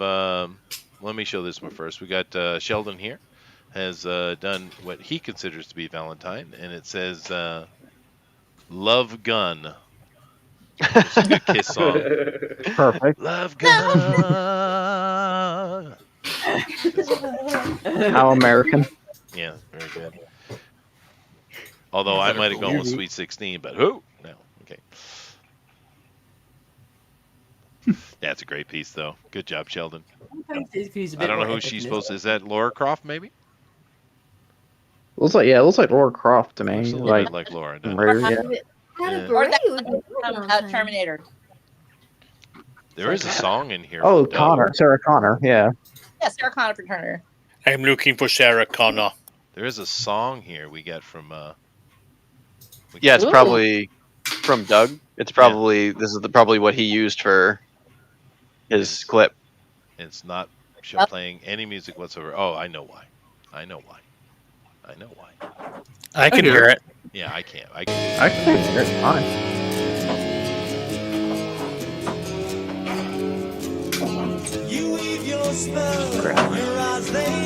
Oh, I see. Okay, cool. Let me jump over to Twitter so I can grab a couple of them here. Let's see here. First things first. We got. Ew. Who is this? Miley Cyrus? No, that is Taylor Swift, sir. Taylor Swift. It says, pay close attention to Taylor Swift's outfit in this video. What do you notice? I don't know. I'll watch. My farts. Let me pay attention. No, Miley Cyrus. That's the one you're looking at. Cyrus. Right. Man, it's pretty normal. We've been seeing girls do this since the 70s, man. Is this the one where she's walking? I don't know. I'm watching. They told me to watch. I'm watching. I don't notice anything. It's a bit. Girls like this person and idolize her. It's actually kind of disgusting. Well, she's just not a very nice human, unfortunately. I No, don't know she's what not I'm even supposed to notice. What am I supposed to notice? I don't get it. It's a bit because it's a bit because Matt Wallace posted a different concert of somebody else. You had to look at her outfit. It's a joke. You don't have to pay attention. I don't get the joke. Okay. Yeah, let's see here. It has layers. It has layers. He's getting in shape, dude. Good for him, man. As Kitty cat. he's losing weight Who and getting in is? shape. Good for him, man. Who? Ads. The heel versus babyface. Oh. I thought All you he needs felt is a mask now, and he'll be fine. Oh, he's an ugly dude, that's for sure. But no, he's losing weight, getting in shape, man. Good for him, dude. Choose your adventure. Ooh, hold on a second. Time travel with Doc. Oh, that's a good one. Fight crime Yeah. with Batman. A little bit dangerous. Learn the Force with Yoda. Well, that's the most advantageous. Train and Yeah. karate with Miyagi. No. Battle the nothing. That's not a real dragon. Hunt antiquities with Indy. It's a luck dragon. Thank you very much. You know. You have to go with the Yoda one just simply because power is power. But I don't know. I'm going to choose time travel with the Doc, man. That's too cool. Yeah. Fight crime with Batman. What? Oh, your research, huh? Face. Which Yeah. Batman do I get to fight crime Batman with? would- That's the question. Batman would Dead dress me one? up like Burt Ward, and I'd be not comfortable. Yeah, no, it's weird. You wouldn't want to be a ward. But yeah, it's definitely time travel with the Doc. All right, anything? No. No, I don't know who you are. Why are you wearing Calvin Klein and why are you eating an apple? All right. A stick is a stick. Yo, Yo, Who's your look puppy? at those Who's your dogs. puppy? No, it's the best stick ever. They're so excited. That is awesome. Ladies painting the wall. Those Okay, cool. labs are very labs. Who's gonna tell her? Okay, I need to pay attention here. What has she done wrong? She's painting the shadow. Oh, okay, I Yes, see. the shadow. Oh, you're right. Again, she is painting the another shadow. it's another bit. It's not real. It's Yeah, another yeah, bit. okay. Yeah, slightly dangerous there, dude. Watch your hands. Watch your hands. Okay. It's the chipmunk. Grandpa, what are you doing, Oh. Grandpa? Fred is home. He's playing guitar or a sitar. This lady ain't happy with it. What's wrong with Playing his? something. What's wrong? He's just playing some. That's a plug-in. That lady's used in a lot of Oh, memes. is she? She just doesn't like it. Ooh. Yeah, it's a plug-in. Oh, dude. Yeah, these guys back in that day were crazy, dude. They were Buster insane. Keaton or That's Yeah, Buster, yeah. dude, Buster Keaton is one of the best ever. Oh, ever. Yeah, he's lucky he didn't die a lot. Yeah, that's yeah, right. he Yeah. really is. Oh, he was even, crazy. Even Jackie Chan did homages to him, man. Oh yeah. He's the best. Oh, look at that. That's clever. Yeah, that's a good way to catch fish. Smart. It's never this serious. No, it's not. Lady. No, lady. Why do people do these dumb things? It's just a traffic ticket, dude. I don't It's even know, just a bro. traffic ticket. It's not that big a deal. Yeah. Wild pig. Oh, you missed Watch the best out. part, Chester. I did? You missed the best part. Yeah. Okay. Well, I'll watch.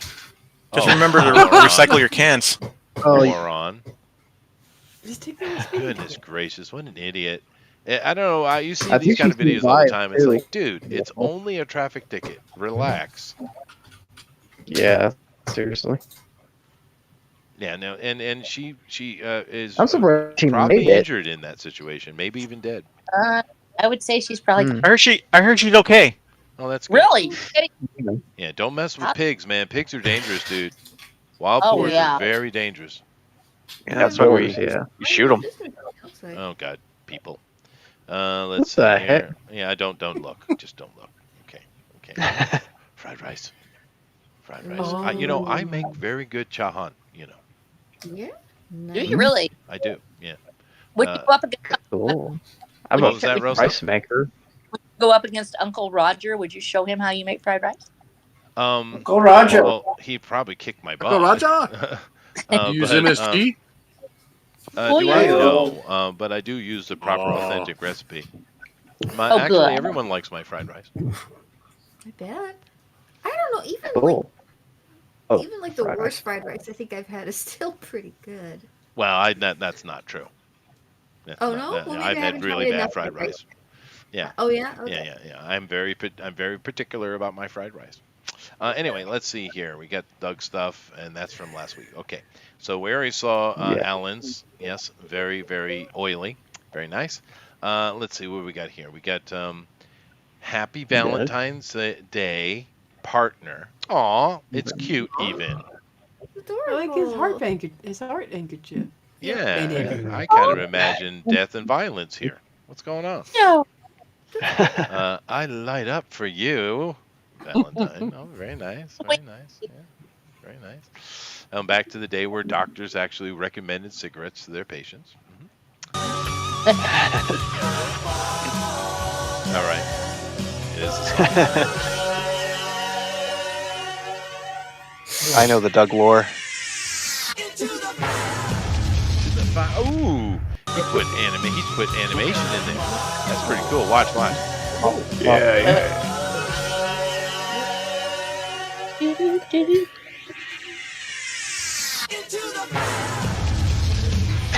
That's actually a great explosion. I don't think that's CG. I think that's like cut out of a film or something. Yeah, that was just keyed in. It's a keyframe. That is cool, dude. Very cool. Thank you very much, Doug.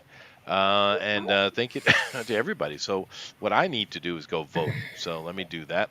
Let me find what I need to find here. Oh, there it is. Okay. And I don't know who I'm going to vote.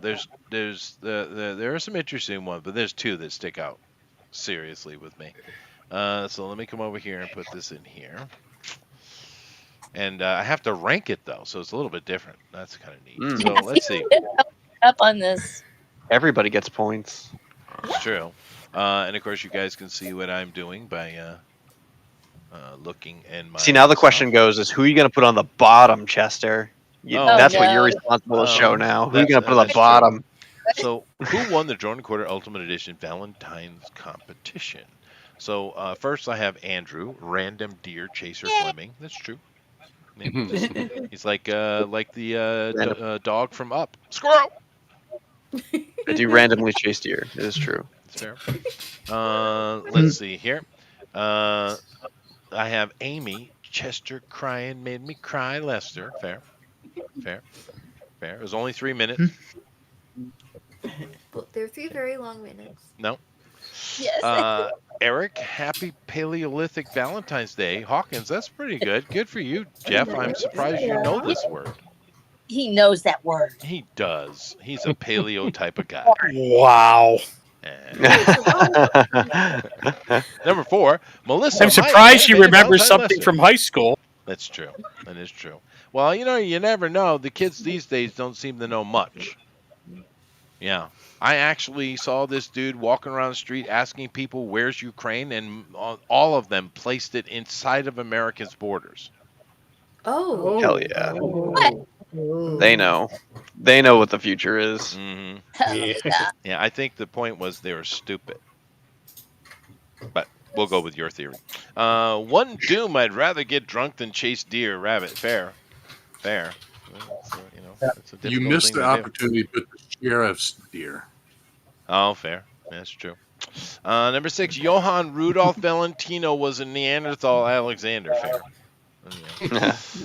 El Rodimus, I can draw Chester chasing deer flash. He could. He most certainly would. Yes, he could. I would like to see. Yeah. Mr. What if the deer's butt has a birthmark motion? Well, it would change history, huh? What if, man? You never know. It's fair. Let's see. Rosa, in Texas, it's easier to shoot the deer de oro. That's true. That's true. That's right. That's right. And then Alan, I've always wanted to be a florist. Alonzo. As far back as I can remember, I always wanted to be a good Yeah. Actually, I think that would be a fun job. I wouldn't mind delivering flowers, man. That'd be cool. Yeah. I mean, I have driving skills. I deliver dynamite. I could definitely deliver flowers. All right, so it's probably a little less dangerous. A little bit. I'm sorry. I'm thinking of Lego Batman. Yeah. Let's see. I got to put these in order. Well, first of all, I know that Johan and Eric are at the top. So I just need to decide which one is going to go. I'm going to leave it like that. Let me see here. Amy killed it. It was really good. Amy goes there. Rabbit did something pretty cool. Elrod is Elrod. Yeah. I'm still going to go with Cloydus on that. So, yeah. Let's see here. Alan? Maybe? Let me see.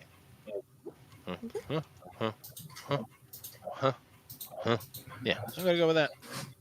See, easy, Andrew, easy. You gave Rosa 0 points. Did I?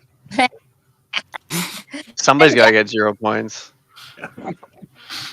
Let's see here. Well, it looks like my choice is up to the top, although Melissa is a point away. I do get it, though. That was a really cool thing she did this week. Andrew is pushing up there with his little sharp dressed man. They're very good. Amy. Okay. Rabbit's down here. Johan, interesting. People didn't like the sadness, Johan. You made him sad, Johan. It's okay. Yeah. I put you in second place, Johan. I gave you points. Yeah. To be fair, there isn't much in it. What do you mean? Possible. There's like 5 points in it between like the lead and then the that like was 3 are all on the same. Oh no, that's true. If someone else votes, it could change instantly. Yeah, That's it what could I'm change saying. everything. It could. Yeah. That's true. Oh, vote, people, vote. People did vote, but it's still Eric at top, but Andrew's come up. Andrew's come up. Mm-hmm. Uh oh. Very nice. It's all over the place. It is. I've gone up again. You just need you just need one more point, Rabbit, for 69 points. Oh, yeah, that's the one. The funny number. I'm surprised anyone voted for my, not very Valentine's-y Valentines. Well, if you're a goth chick. I suppose. Oh, it's cool.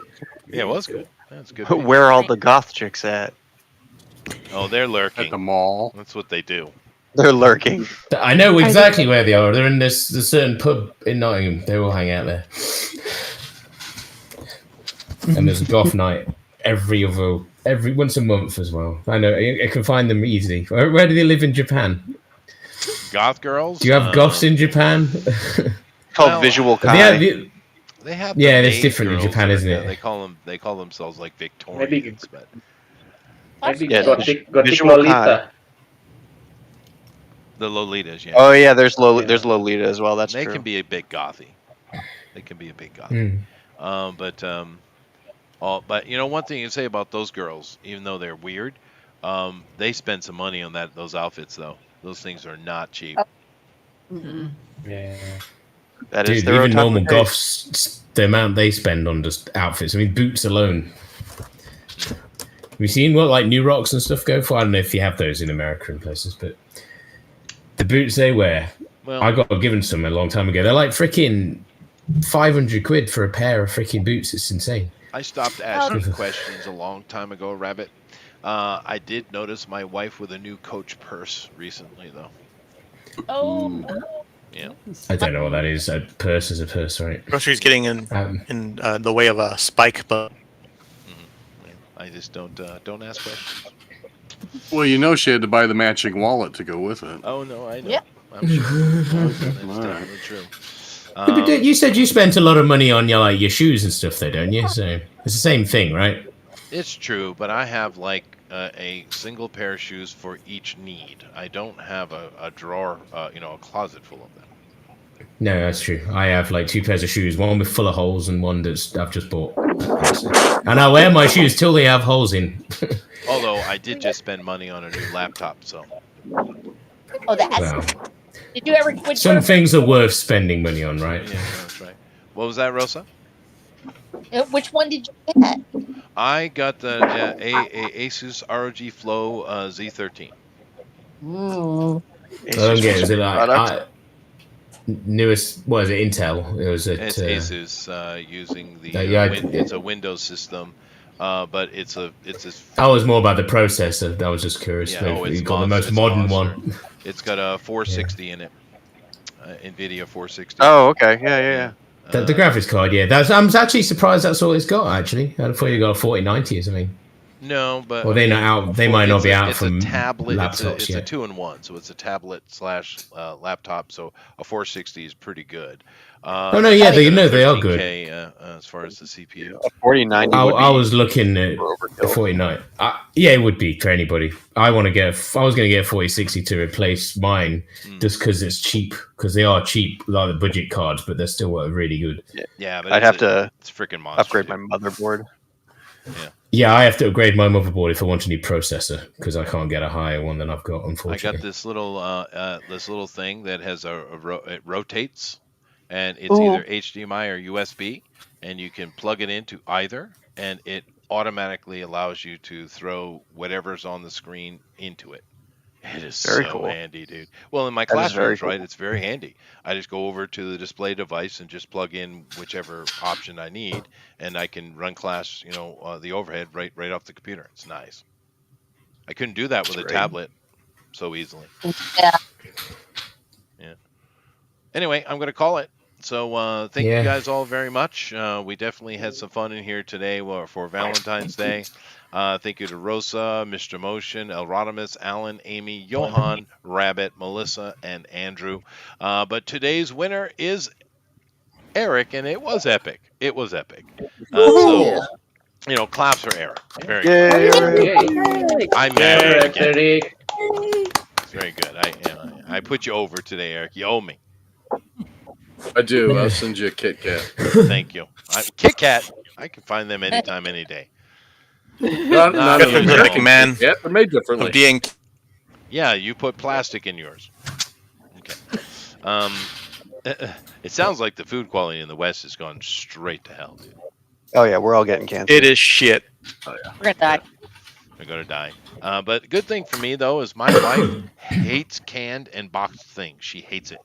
So she always cooks fresh. Good for her. Yeah. that's all I do. I couldn't eat processed food. It's disgusting. Yeah, no, she can't stand it. The only can that's allowed in the house is and basically because I beer. Cans of beer. Yeah, no cans of beer for sure, but Guinness. No, I like my Van Houten beans. Oh, really? Well, that's okay. I have dried ones, whatever you call. Just one proper ones you soak. Yeah, no, these are in a can, and I just take You a just bunch like of 'em. sausages and chop them up and fry them real good, and then just throw the beans. Oh, there, it's good. It's good lunch. It sounds good. That's Yeah, it nice. sounds good. Yeah, she doesn't like it though. Don't tell her. Shh. But she doesn't know one. If she doesn't know, won't hurt her. You are correct. Anyway, let's go through here and let everyone get their final says, and we'll jump out of here. Thank you guys all for coming in. Before I do so, though, gentlemen and ladies, what are we doing next week? Good question. Wait. Wizard of Oz. The Wizard of Oz. It's the 85th anniversary. Can we do the return? You do whatever you want. Well, it's the 85th anniversary of the original movie. Yeah. But you can do anything Oz related, not Zombie Full World. No. Wizard of Oz. The Wizard. Yeah. So Eric's gonna get some freebies. do you see how excited the internet was that they're doing an all black Wizard of Oz? And I'm like, dude, are you The not Wiz. paying attention? That was already done. Yeah. Well, I whiz about 4 times a day. Yeah, but that thing bombed hard. I remember watching it, and it would have been way better if Michael wasn't in it. Michael's the problem with that. He's way too how are much they gonna of a get him sissy back? boy. He's too much of a sissy boy. You need a more manly, intelligent character to play the Scarecrow. But otherwise, I thought it was pretty good. I liked it. I saw it when it first came out, and I liked it a lot. Yeah, no, I thought it was pretty good. It's just Michael is no. Oh, I liked it. Who would you have cast him as if not the Scarecrow? Tom Like the Selleck. Tin Man? You can't put Tom. Oh, of course, yes. Yeah, Tom Selleck. Richard Just- He is the most. just He is the most blackface him famous up. black man. Yeah. That's right. He's the most famous black man after all. Yeah. No, Yep. to answer that question honestly, Sidney Poitier for the time frame. Yeah, he would have been a great Scarecrow. It's just Michael is too soft. He's the little kids. He's no. But he had the movement. Cowardly Lion? Well, the Scarecrow is the voice of wisdom, right? and you need someone who can portray that. Someone like Sidney Poitier, who would have been a great choice. Well, what you needed was Michael Jackson, but voiced by Sidney Poitier. Yeah, that's true. Michael dancing and Sidney talking. Yeah, that'd have been great. We could have done Darth Vader thing. You needed like the rubber Wayne Johnson. James Earl Jones. No, not for that. No. Maybe the Cowardly Lion. That would have been cool. James Earl Jones as the Cowardly Lion. Yeah, I could see that. That would be great. It's scary. Anyway, let me get through Richard Pryor should have been the Scarecrow. Steve Urkel. Because he's afraid of fire. Get it? No, you're young. Steve Urkel must be there too. Oh, nice. Richard Pryor. Okay, goodness gracious. That went over a lot of people's heads, dude. Not anyway, mine. Let's continue here. Andrew, hi. Hi. Okay, well, if you want to check out my work, of course, you can go to SolarianSun.com and read Solarian Sun for free. Today we have up to page 287, which you can read for free. But you can always head over to Patreon.com, where I post new pages every Saturday. This week I will be posting up to page 684. 684, and the beginning of chapter 24. And of course, there's actually less than 3 days left in the Solarian Sun Kickstarter. So within the next 65 hours, you still have time to pledge and get us up to that 3,000 goal. We are just above $300 for that 3,000 goal. So we can unlock that cool sticker that everybody will get for free in the stretch goal. But if you can go over and pledge and kick off the book and get me a good convention season with a big inventory, that would be a huge help. That's Solarian Sun Volume 3 at Kickstarter with all the other books available and a whole bunch of free stuff because of all the stretch goals we unlock. Cool. There you go, guys. And I will interject little whiz anecdotes as we go through each person. Did you guys know that the Tin Man was played by Nipsey Russell? Yes.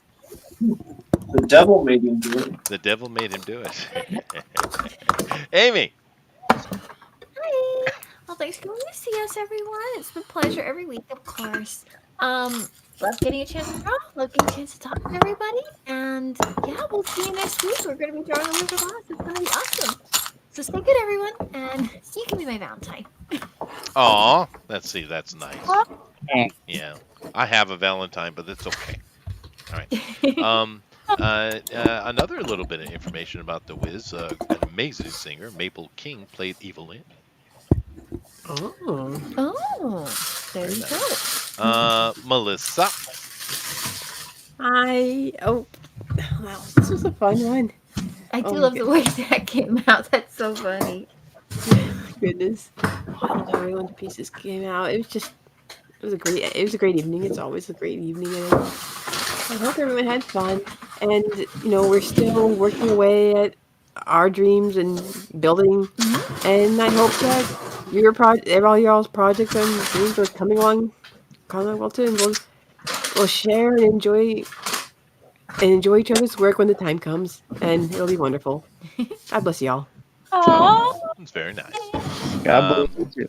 The next little anecdote about the Wiz is that although the joke was funny about Richard Pryor being the Scarecrow, he was actually in the movie. As a matter of fact, he played the Wiz. The more you know. Eric. I don't remember what I had for lunch today. No. Oh, I had some toasted raviolis. That's what I had for lunch today. Just come join us next week. Go back Andrew's book before you run out of time. Yes. Absolutely. And if you're part of the Discord, throw in some ideas for topics. Oh, yeah. No, absolutely. Heck yeah. Anything you'd like to see? Very good. That's it. Oh, excellent. Well, another little bit from The Wiz. Auntie M, who, of course, was played by Theresa Merritt, another good singer. Unknown, unfortunately, though an amazing voice that she has. There is a goof in there where she comments that Dorothy has never been south of 125th Street in Manhattan neighborhood of Harlem. However, Dorothy later gives her address as being on Prospect Place, which is in Brooklyn. Uh-oh. Elrod. Yes. Do you have something you want to say to the peoples? Yes. I drew a naked boy with a knife just for you. Oh, thank you. Justin. That's good. It No, reminds that's me your of the fine. never-ending story in the non-dragon. What? You mean Falcor, the luck dragon? Yeah, no, that's not a real dragon. It's That's just a right. Having a luck long dragon dog. with you is the only way to go on a quest. That's it? Just naked boy? Yeah, Tarzan. I'm assuming Lord of the Mowgli. Ape. I'm going with Mowgli. Mowgli's gay. Yeah, well, you drew it. Oh, so that's why he plays the knife in the. Although I gotta in say, the- the leaves in the bush are freaking epic, dude. That's really good. Yeah. Look at that. Well, I had to cover up the twigs and the I'm berries. not talking about the big one. I'm talking about the one in the back. That is Oh, yeah. Yeah, that's really good. So, all right. Well, thank you very much, Elrod. Next bit of whiz tidbits. Interesting. One of the few white people in the movie played Glinda the Good, and it was Lena Horne. Anybody know who she is? Absolutely no. Is Lena Horne white? Yep. No, Lena Horne is considered to be African American. Oh, I know. Oh, she's one of those that identifies as black. Oh, that's right. Yellow, they would say. No, And she was it's one of the whitest chicks you'll ever see. But she could sing. No, Lena Horne actually showed up in African American directed movies. Actually, a group of movies that would be released that were done all by African American companies, and she starts off in that. Now they tried to pass her off later in other movies, but she starts off on that. Dude, that is the whitest lady ever, right? I mean, she bought a white nose. Yeah. Yeah, I think Like she was born every with actress it, did dude. back then. Yeah, no, she's a super white lady. Maybe it's me. But she can sing, though. She is a good singer. Let's see here. Moving along, I did this. Oh, Rabbit. Hi, Rabbit. Hey. How you doing, man? All right. I've just booked a festival for August, so. Amazing. That is good. It's good because there's literally because I don't go on holiday in August. I go surfing around August, so it worked out all right. Yeah, no, it's the summer where I do the festival stuff too. Used to do more, but these days it's just in the summer. Oh, see, because July I'm generally away, and then September is definitely a no-go. So right. It used to be August was a no-go, but I avoid it now because the people I used to go with go somewhere else. They go to Wales, and I ain't interested in Wales. I went once, so just meh. But this single's out. I'm gonna put it out Saturday. I don't know how long it takes to actually release, but I put this enemy singles coming out soon, and then I forgot I put the thing up. So Andrew, if you're interested, I'll be posting it on out on Saturday. But I can't guarantee it'll be out on Saturday. I've been checking on my Spotify. I was like, where is the new single? Yeah, no, I've got to go out in the car and have a listen to it in the car just to double check that it's all right before I put it out. But other than that, yeah. Well, because I used this Doug's picture from last time, and then I'm going to use somebody else's for the next single. Oh, there you go. I'm not sure who else's yet. Amy sent me hers the other day, and then I think I've got mostly everybody else's. So I'll tag you when I post your art on our Instagram anyway. Whoever's next. Oh, very good. I posted his video on there as well. The hair is working though. I keep the hair. On that. Yeah. I think the lighting makes it even fluffier. Plus, that was so late in the day because it was like we didn't play till like 10 past 10 at night, so we're on last. It's so tiring when you've been there for like 5-6 hours before you play a gig. Yeah, no, I know. When all you've got to drink is beer. Dude. Yeah, but you got to be there for the sound check, right? I know. Cool.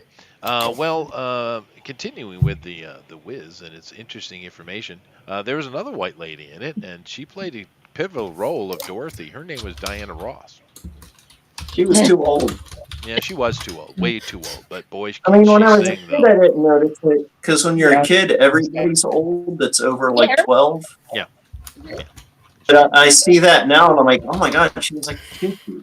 She's playing like a 12-year-old. I get the joke, but she was actually very old when she did it. Yeah. No, she was so old. Yeah. Yeah. And she acts like a 12-year-old, so like she comes off as like she's mentally retarded or something. Yeah, it is. I can It see is why weird. people did, like critics didn't like the movie because it's like, yeah, it's kind of weird. Well, because of mainly her. This movie did bomb hard. This was an absolute box I wonder office why. bomb. Yeah. Well, I mean, it had a lot of good elements in it, though. It really did. Actually, music. It did. Music Music's itself. good. Yeah, it is. And I think what people remember about it actually is the music, not the movie. And I was joking about Nipsey Russell as the Tin Man, but actually he did a very good job as the Tin Man. Let's see here. Where am I now? Oh, Alan. Hi, Alan. Oh, hello.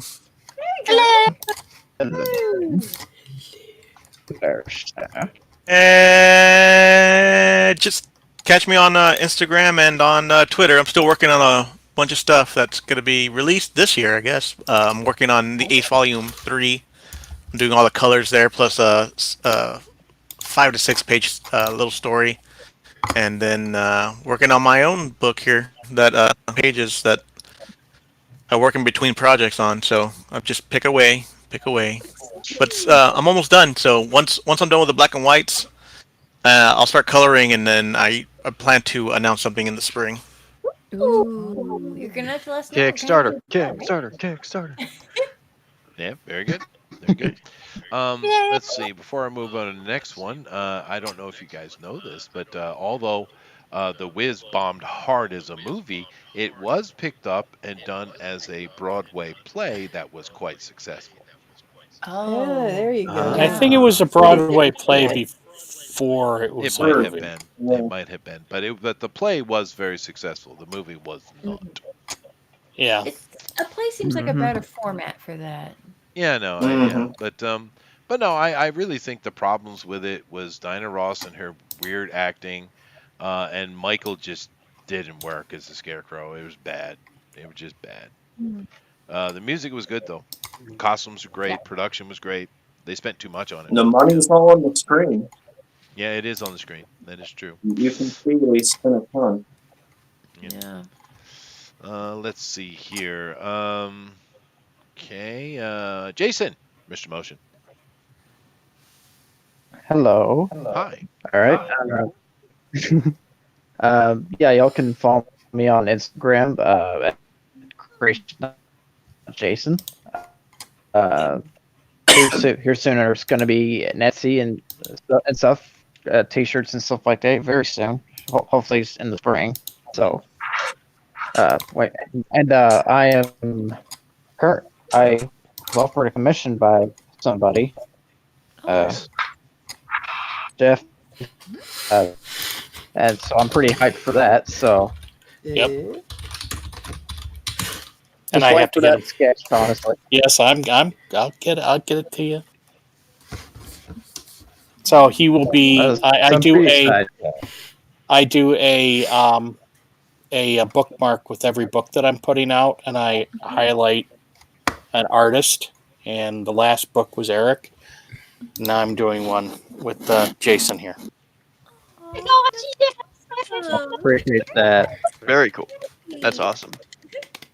That's so cool. Yeah. Oh, We're very looking good, forward to dude. seeing it. And that's pretty much it. God bless y'all. Thank you, Jason. Many of you might not know that The Wiz was produced and basically brought to life by a certain guy from Motown. His name was Berry Gordy. And initially, maker of The Last Dragon. Yeah. Is that the Barry Gordy? The Barry Gordy, yes. Yes. Oh, Barry Yes. Gordy's Last The Dragon. Last Dragon.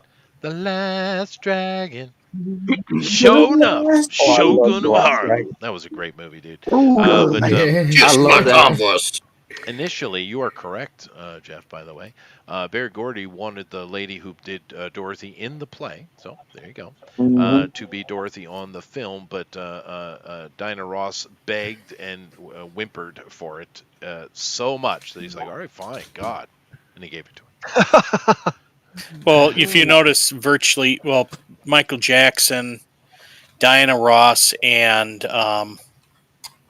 there's another one in there. They're from They're from Motown. Yeah, they're all Motown guys. Yeah. Like I said, it had a lot of good elements. They just didn't come together. Rosa. How you doing? Oh, Hi. Hello. I love you. And I love you. And I'm praying for that's one of you. And I'm so excited to hear about all the great projects. And Johan, I loved your video. I thought it was so sweet. It was just adorable. Oh, thank you. Yeah. So I'm so proud of you guys. And I'm still finishing up Trail of Travail. It's taking forever to get this last because Herman, do you have advice for me? Herman, Jeff. You're breaking up really bad. Yeah. Well, wow, is this better?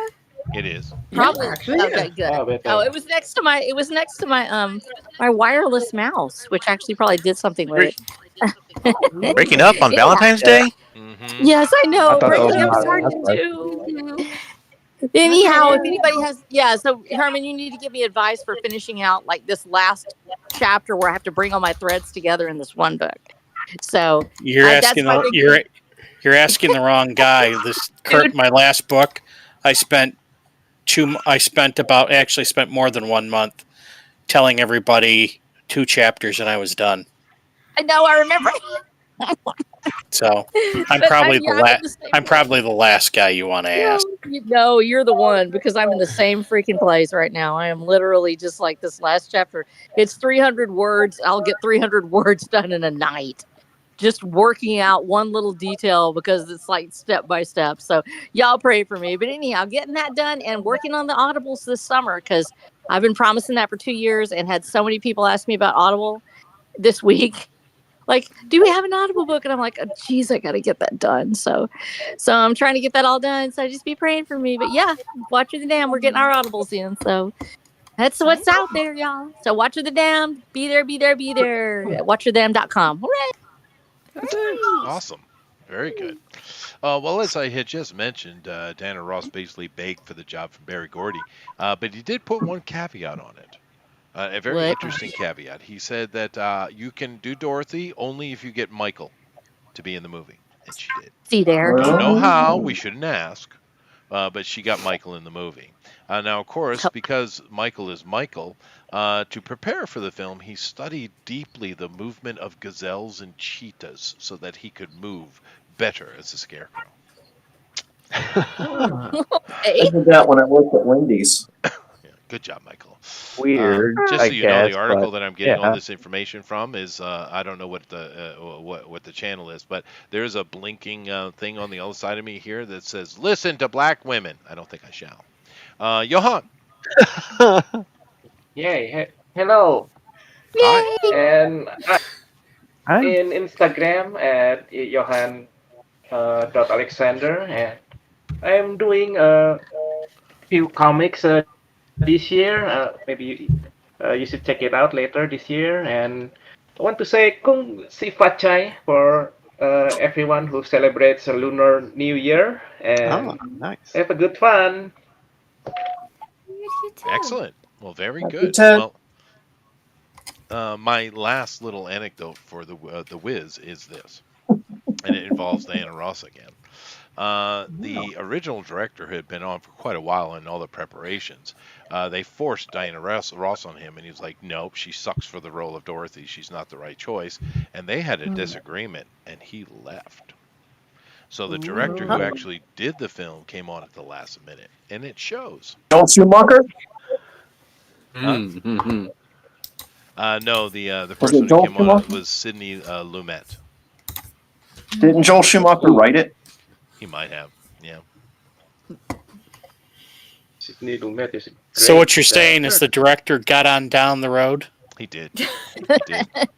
You on down? He's on down. He's on down the He's on down road. the road. Anyway, while they sing a song that most of you have no idea what the reference is, we will say goodbye. Thank you all very, very much for coming in today. We appreciate it. Hopefully everybody has a happy Valentine's Day. I'm eating Peking duck, and I'm going to be a happy boy. So, There you go. hopefully you guys have a good time as well. Nevertheless, Jeff, namaste us on this wonderful day of love. So, I'm not an Buy honest my guy. books. Namaste. Namaste. Namaste. Bye. so sad. Happy Valentine's Right. Day. All right. Well, later, everybody. Goodbye. Bye. Goodbye, All right, goodbye, goodbye. goodbye, Happy goodbye, Valentine's goodbye. Day. God bless. Happy trails. Let's do it.